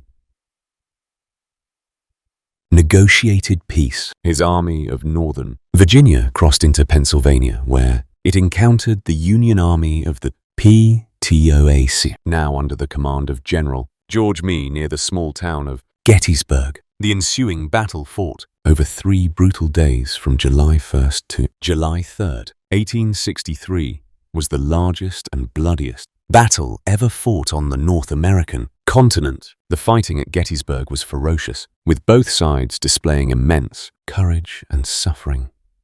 Staggering casualties. Key moments included the fierce struggles for strategic locations like Little Round Top, Culp's Hill, and the Peach Orchard. The climax of the battle occurred on the 3rd day with Pickett's Charge, a massive Confederate infantry assault against the center of the Union line on Cemetery Ridge. The charge, though incredibly brave, was repulsed with devastating losses for the Confederates. Unable to achieve his objectives and having suffered irreplaceable casualties, General Lee was forced to retreat back into Virginia. The Union had won a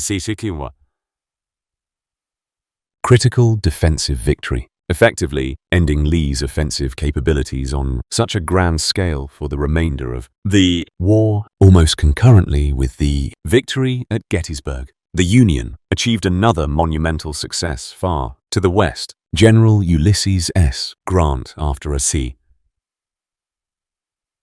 brilliance and audacious campaign of maneuver and siege, captured the strategic Confederate stronghold of Vicksburg, Mississippi. Vicksburg was situated on high bluffs overlooking the Mississippi River and was considered the key to controlling the entire river. Its capture had been a major Union objective. Since the start of the war, Grant's army had surrounded the city, subjecting it to a prolonged siege that lasted for more than 40 days. Finally, on July 4th, 1863, the day after Lee's retreat from Gettysburg began, the starving Confederate garrison at Vicksburg surrendered to Grant. The fall of Vicksburg, coupled with earlier Union successes along the river, meant that the entire Mississippi River was now under Union control. This effectively split the Confederacy in two, cutting off Texas, Arkansas, and Louisiana from the rest of the rebellious states. It also opened up the river as a vital artery for Union commerce and military transport. For President Lincoln,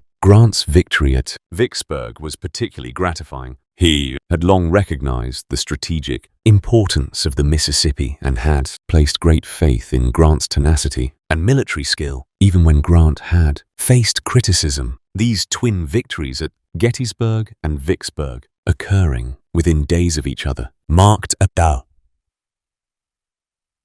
clear turning point in the war. While the war was far from over, and many more bloody battles lay ahead, the tide had demonstrably shifted in the Union's favor. The Confederacy's offensive power in the East was significantly diminished, and its territory was now geographically divided. Northern morale, which had been sagging, received a significant boost. For Abraham Lincoln, these victories were a profound relief, but also a moment for solemn reflection on the immense sacrifices made. A few months later, in November 1863, President Lincoln traveled to Gettysburg to participate in the dedication of a national cemetery for the Union soldiers who had died there. It was on this occasion that he delivered his brief but extraordinarily powerful Gettysburg Address. In just 272 words, he eloquently redefined the purpose of the war and the meaning of American nationhood. He spoke of the nation being conceived in liberty and dedicated to the proposition that all men are created equal. He honored the soldiers who had fought and died, stating that their sacrifice had consecrated the ground far beyond any words. Lincoln then connected their sacrifice to the enduring task of the living, that from these honored dead we take increased devotion to that cause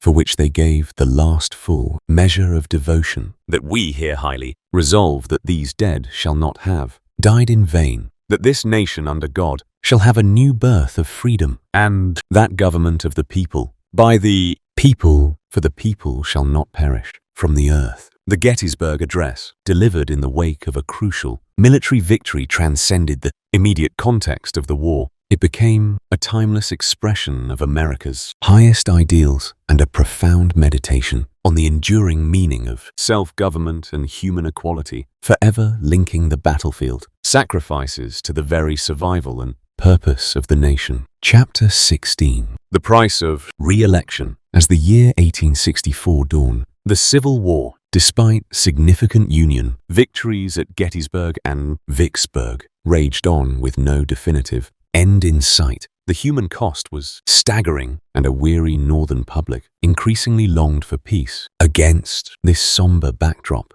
President Abraham Lincoln faced the daunting prospect of a presidential election. Seeking a second term in the midst of such a brutal and seemingly interminable conflict was an immense challenge, one that would test his political acumen and personal resilience to their very limits. The price of leadership during wartime was indeed proving to be exceptionally high. The political landscape in the North was deeply fractured. The Democratic Party, sensing an opportunity, nominated former General George B. McClellan to run against Lincoln. McClellan, still popular with many soldiers, despite his earlier command failures, campaigned on a platform that essentially declared the war a failure and called for a negotiated peace with the Confederacy. This peace platform, while appealing to those exhausted by the conflict, was seen by many Republicans as a capitulation that would render all the sacrifices made in vain and effectively recognize Confederate independence, thereby dissolving the Union. Even within his own Republican Party, Lincoln faced considerable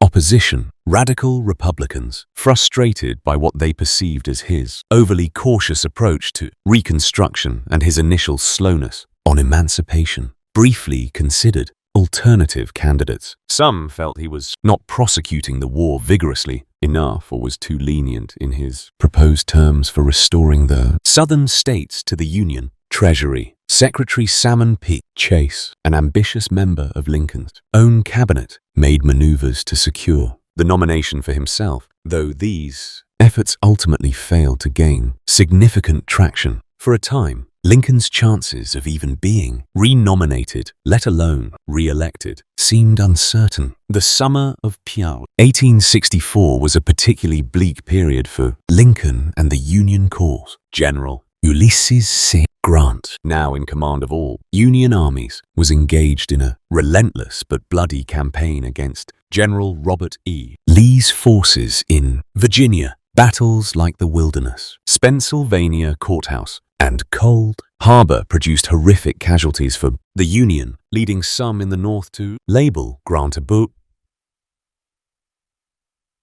The seemingly endless slaughter, with no clear decisive victory in the East, deeply eroded public morale. Many people began to despair that the war could ever be won, or that if it could, the cost would be too devastating to bear. Abraham Lincoln himself became deeply pessimistic about his prospects for re-election during this period. He confided in friends and colleagues that he expected to lose in late August. He even went so far as to write a private memorandum which he had his cabinet members sign without reading. In it, he pledged that if he lost the election, he would cooperate fully with the president-elect to save the Union before the inauguration, as he believed the new president would likely be operating on a platform that might lead to the Union's dissolution if the war was not won quickly. This document revealed the depth of his concern for the nation's survival even above his own political fate. However, just as the political situation seemed darkest for Lincoln, events on the battlefield began to shift. The tide. On September 2nd, 1864, Union General William Tecumseh Sherman captured the strategically important city of Atlanta, Georgia. This victory was a major blow to the Confederacy and provided a much-needed boost to Northern morale. Sherman's success signaled that the Union's strategy of total war was yielding results and that the Confederacy's ability to resist was perhaps finally waning. Additionally, Admiral David Farragut won a significant naval victory at Mobile Bay, Alabama, further tightening the Union blockade. These military successes dramatically altered the political calculus. They reinvigorated support for Lincoln and the Republican Party, now running under the banner of the National Union Party, to attract war Democrats. The argument that the war was a failure became much harder to sustain. Lincoln's steadfast leadership, once seen by some as a liability, now appeared as a source of strength and unwavering resolve. The Democratic platform, with its call for a negotiated peace, increasingly seemed like an admission of defeat just when victory appeared to be within grasp. General McClellan himself tried to distance himself from the more extreme peace elements within his party, but the damage was done when the election was held in November 1864. Abraham Lincoln won a resounding victory. He carried all but 3 states, New Jersey, Delaware, and Kentucky, and secured a decisive 212 electoral votes to McClellan's 21. He also won a comfortable majority of the popular vote, a significant improvement over his 1860 performance. Perhaps most tellingly, he received overwhelming support from the Union soldiers who were able to cast their ballots from the field. Their votes were a powerful endorsement of his leadership and their desire to see the war through to a successful conclusion. Lincoln's re-election was a clear mandate to continue the fight to preserve the Union and implicitly to end slavery. The nation, though still deeply scarred and mourning its losses, had chosen to stay the course with the president, who had guided it through its darkest hours. Chapter 17. With malice toward none. By the time Abraham Lincoln prepared to deliver his second inaugural address on March 4th, 1865, the Civil War was clearly drawing to its agonizing close. Union armies under General Grant were tightening their grip on General Lee's forces in Virginia, and General Sherman's troops had carved a destructive path through Georgia and the Corollas. The Confederacy was crumbling, its capacity to wage war all but exhausted. Washington, D.C. on that inauguration day was a city filled with a mixture of weary relief, anticipation of victory, and a profound sense of the immense sacrifices that had been made. The mood was markedly different from the fearful uncertainty that had shrouded his first inauguration 4 years earlier. The weather on that March day was initially rainy and bleak, mirroring the somber years of conflict. However, as Lincoln rose to speak from the east portico of the Capitol, the sun reportedly broke through the clouds, a moment that some observers chose to see as a hopeful omen. The crowd before him was large and diverse, including many African citizens, some of whom were soldiers in the Union Army, a testament to the profound changes the war had wrought. Unlike many inaugural addresses, Lincoln's second was remarkably short, consisting of just over 700 words. Yet, it remains one of the most profound and eloquent speeches in American history. He began by acknowledging that there was less occasion for an extended address than there had been at his first inauguration. The progress of Union arms, he noted, was reasonably satisfactory and encouraging to all. He stated that he would not dwell on predictions for the future, as the situation was still fraught with uncertainty. Though hope was high, instead of a triumphal speech celebrating impending victory or denouncing the enemy, Lincoln offered something far more reflective and deeply philosophical. He sought to find meaning in the terrible ordeal the nation had endured and to set a tone for the immense task of reconciliation that lay ahead. A significant portion of the address was devoted to exploring the causes and divine interpretations of the war, particularly focusing on the issue of slavery. Lincoln noted the bitter irony that both North and South read the same Bible and pray to the same God, and each invokes his aid against the other. He then confronted the profound moral paradox of slavery. It may seem strange that any men should dare to ask a just God's assistance in wringing their bread from the sweat of other men's faces. But let us judge not that we be not judged. This was not a statement of moral relativism, but rather a call for humility and a recognition of shared human fallibility. He then offered a powerful theological interpretation of the war's immense suffering. He suggested that slavery was an offense that God perhaps now willed to remove, and that the terrible war itself might be a divine retribution visited upon both North and South for their complicity in the institution of slavery. Fondly do we hope, fervently do we pray, he said, that this mighty scourge of war may speedily pass away. Yet if God wills that it continue until all the wealth piled by the bondsman's 250 years of unrequited toil shall be sunk, and until every drop of blood drawn with the lash shall be paid by another drawn with the sword, as was said 3,000 years ago. So, still it must be said the judgments of the Lord are true and righteous. Altogether, this was a stark and sobering assessment, acknowledging a shared national sin and the potential for divine justice. Having explored the war's deeper meanings, Lincoln then turned towards the future, outlining the spirit in which the nation should approach the task of rebuilding and reconciliation. It is in these concluding words that the speech reaches its emotional and moral zenith. He did not speak of punishment for the defeated South or of glory for the victorious North. Instead, he called for a spirit of profound magnanimity and compassion, with malice toward none. He declared with charity for all, with firmness in the right as God gives us to see the right. Let us strive on to finish the work we are in, to bind up the nation's wounds, to care for him who shall have borne the battle, and for his widow and his orphan, to do all which may achieve and cherish a just and lasting peace among ourselves and with all nations. These words, delivered with a quiet solemnity, offered a vision of a reunited nation moving forward not with vengeance,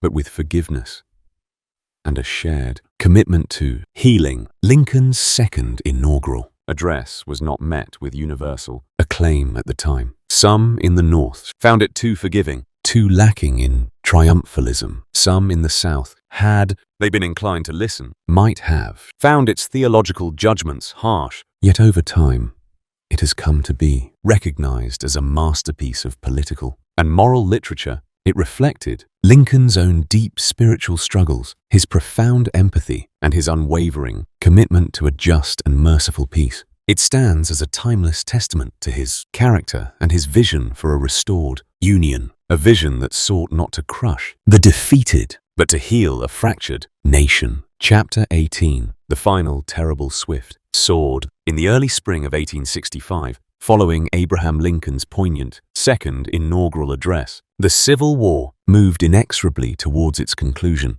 The terrible swift sword of Union military power, as Julia Ward Howe had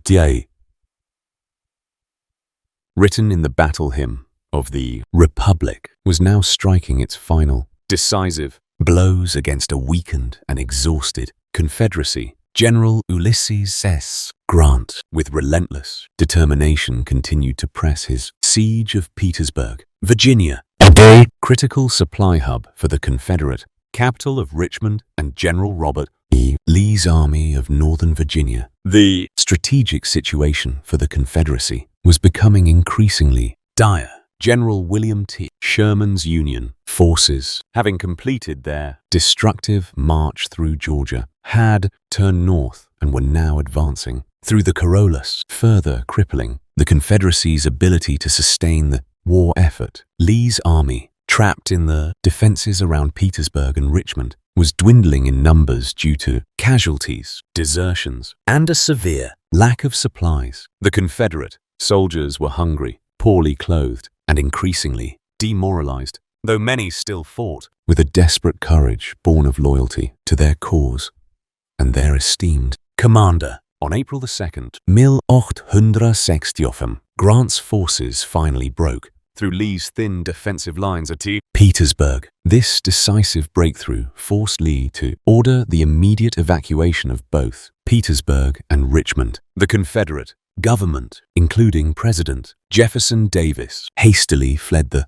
capital, which had stood as a symbol of Southern defiance for 4 long years. The following day, April 3rd, Union troops, including regiments of African-American soldiers, marched into Richmond and raised the United States flag over the former Confederate Capitol building. The fall of Richmond was a momentous event, signaling the imminent collapse of the Confederacy. President Lincoln himself, who had been at Grant's headquarters at City Point, near Petersburg, visited the fallen Confederate capital on April 4th. His arrival was low-key, without a large military escort. As he walked through the streets, he was greeted by scenes of devastation from recent fires, but also by large crowds of newly freed African-Americans who thronged around him, cheering and expressing their gratitude in emotional displays. For them, Lincoln was a liberator, the embodiment of their long-awaited freedom. It was a powerful and deeply moving moment, underscoring the profound human consequences of the Union victory. Meanwhile, General Lee led his depleted and starving army of Northern Virginia westward from Richmond, hoping to escape Grant's pursuit and possibly link up with other Confederate forces in North Carolina. However, Grant's larger and better supplied Union Army relentlessly pursued, cutting off Lee's avenues of retreat. The Confederate forces were exhausted, their situation hopeless. Lee recognized that further resistance would only lead to more needless bloodshed and suffering for his men. On April 9th, 1860, Palm Sunday, General Robert E. Lee met with General Ulysses S. Grant at a small private home in the village of Appomattox Courthouse, Virginia. There, in a poignant and dignified encounter, Lee surrendered his army of Northern Virginia to Grant. The terms of surrender offered by Grant were remarkably generous, reflecting President Lincoln's desire for a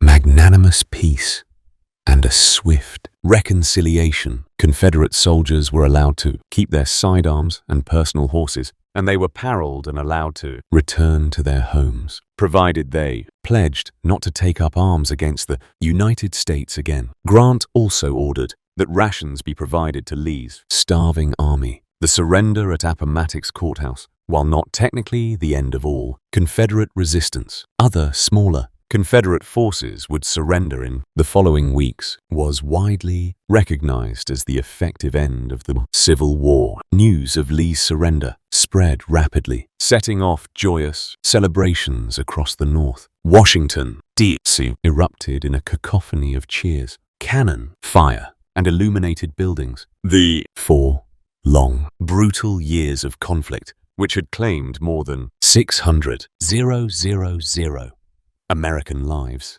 and torn the nation apart, were finally over. In the midst of this elation, Abraham Lincoln remained focused on the immense task of national healing and reconstruction. He had long been developing his plans for restoring the Southern states to the Union, advocating for a lenient approach that would encourage swift reconciliation rather than prolonged punishment. On April 11th, just 2 days after Lee's surrender, Lincoln delivered his last public address from a window of the White House. In this speech, he discussed his ideas for reconstruction, particularly focusing on the state of Louisiana. He indicated his support for allowing some African-American men, particularly veterans and the very intelligent, to vote. This was a tentative but significant step towards black suffrage. His primary goal, however, was to bring the nation back together, to bind up the nation's wounds, as he had so eloquently stated in his recent inaugural address.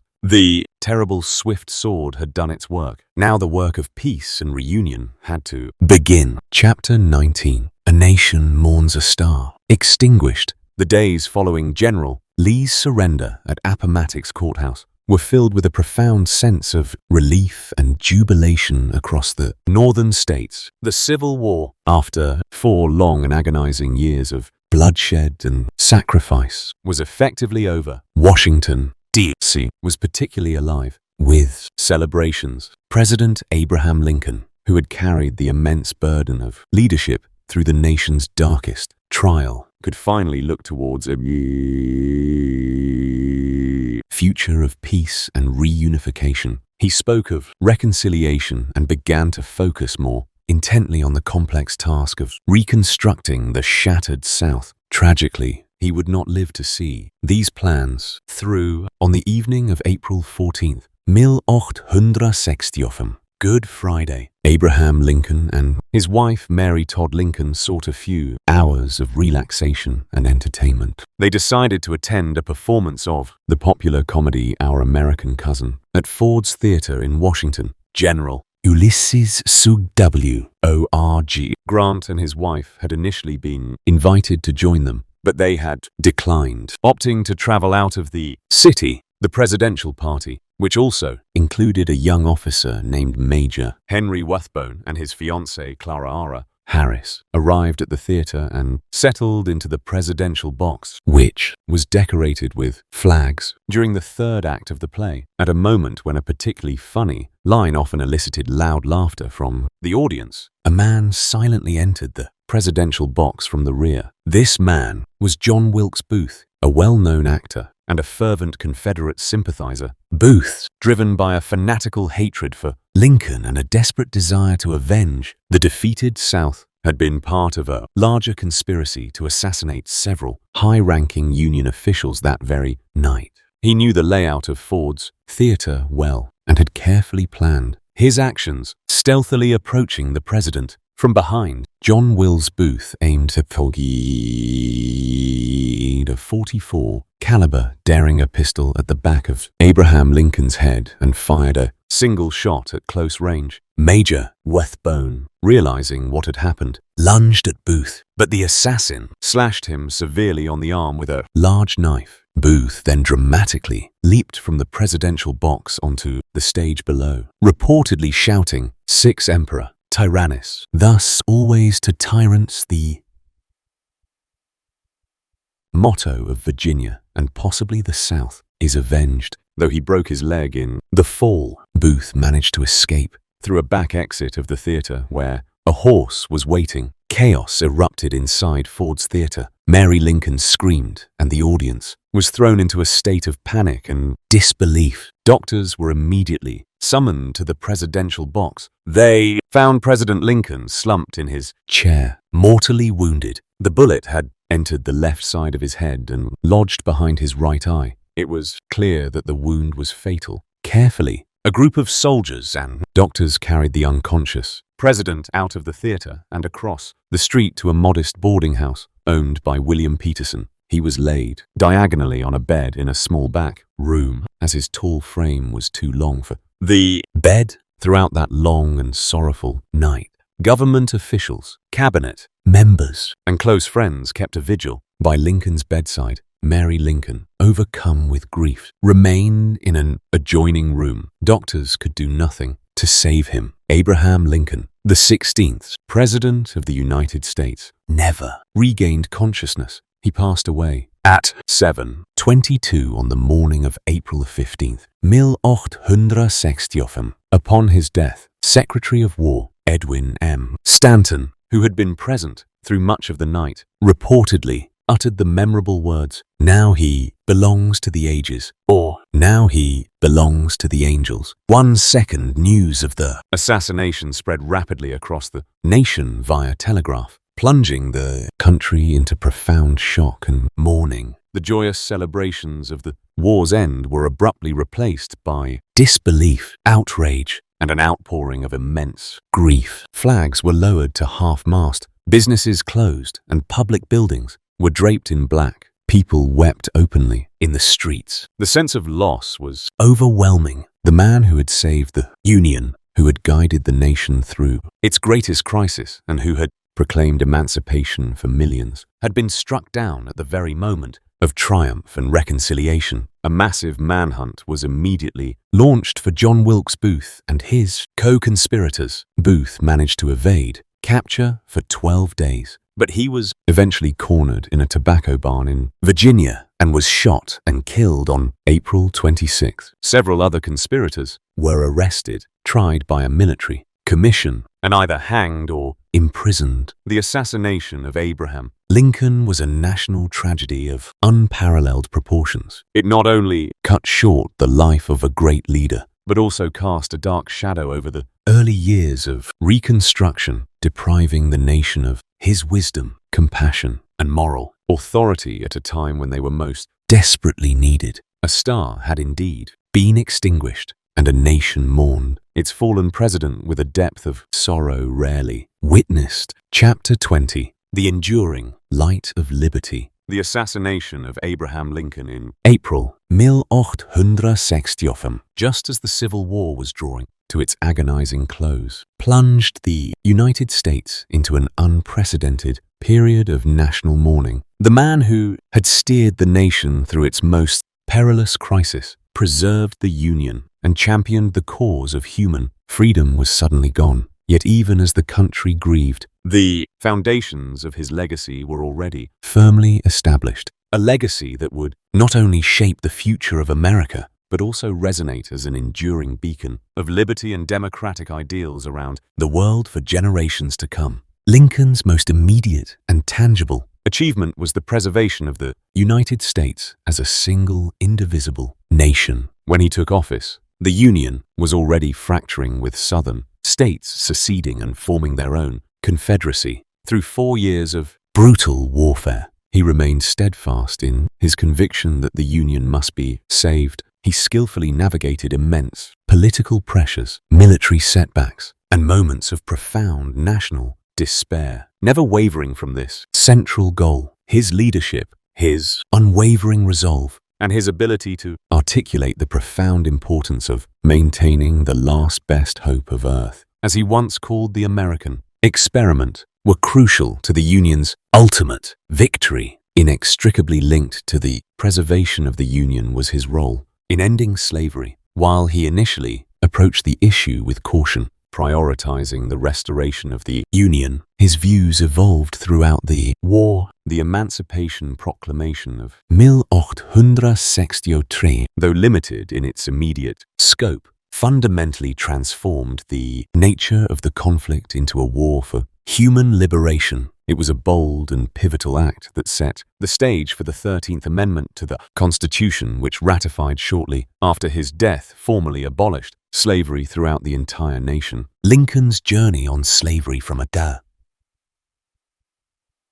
belief in its eventual gradual extinction to becoming the great emancipator reflected both his moral growth and his pragmatic understanding of the war's necessities. Beyond these monumental achievements, Abraham Lincoln also profoundly redefined American democracy and the meaning of its core ideals. In speeches like the Gettysburg Address, he articulated a vision of a nation conceived in liberty and dedicated to the proposition that all men are created equal. He elevated the sacrifices of the war by linking them to the very survival of government of the people, by the people, for the people. He imbued the struggle with a moral purpose that transcended the immediate political and military objectives, giving it a universal significance. His words helped to shape a new understanding of American nationhood, one more explicitly committed to the principles of equality and freedom for all. The impact of Lincoln's life and leadership extended far beyond his own lifetime. In the years following his death, he became an almost mythical figure in American memory, a symbol of integrity, wisdom, humility, and compassion. His journey from a humble log cabin to the White House embodied the American dream of self-improvement and opportunity. His ability to persevere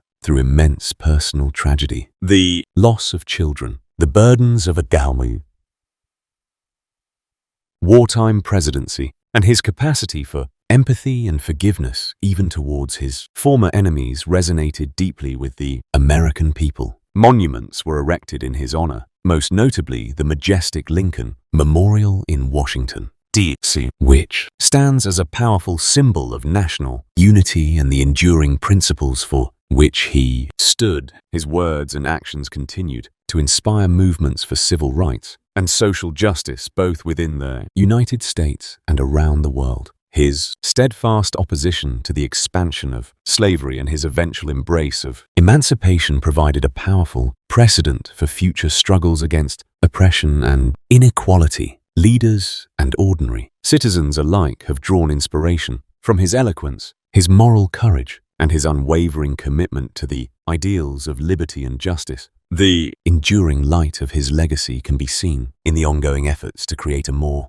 inclusive and equitable society, one that truly lives up to the promise of its founding principles. Of course, like all historical figures, Abraham Lincoln was a complex man who lived in a complex time. Historians continued to debate various aspects of his presidency, his policies, and his personal beliefs. He was not without his flaws, and he made difficult choices in wartime that sometimes drew criticism. Yet the overwhelming consensus remains that he was a leader of extraordinary vision and character, a man who rose to meet an unprecedented national crisis with remarkable wisdom and fortitude. His capacity for growth, his deep humanity, and his ultimate sacrifice for the nation he loved have secured his place as one of the most revered figures in American and world history. The story of Abraham Lincoln is more than just the biography of a president. It is a profound reflection on the enduring struggles for freedom, equality, and national unity. His life reminds us that even in the darkest of times, principled leadership and a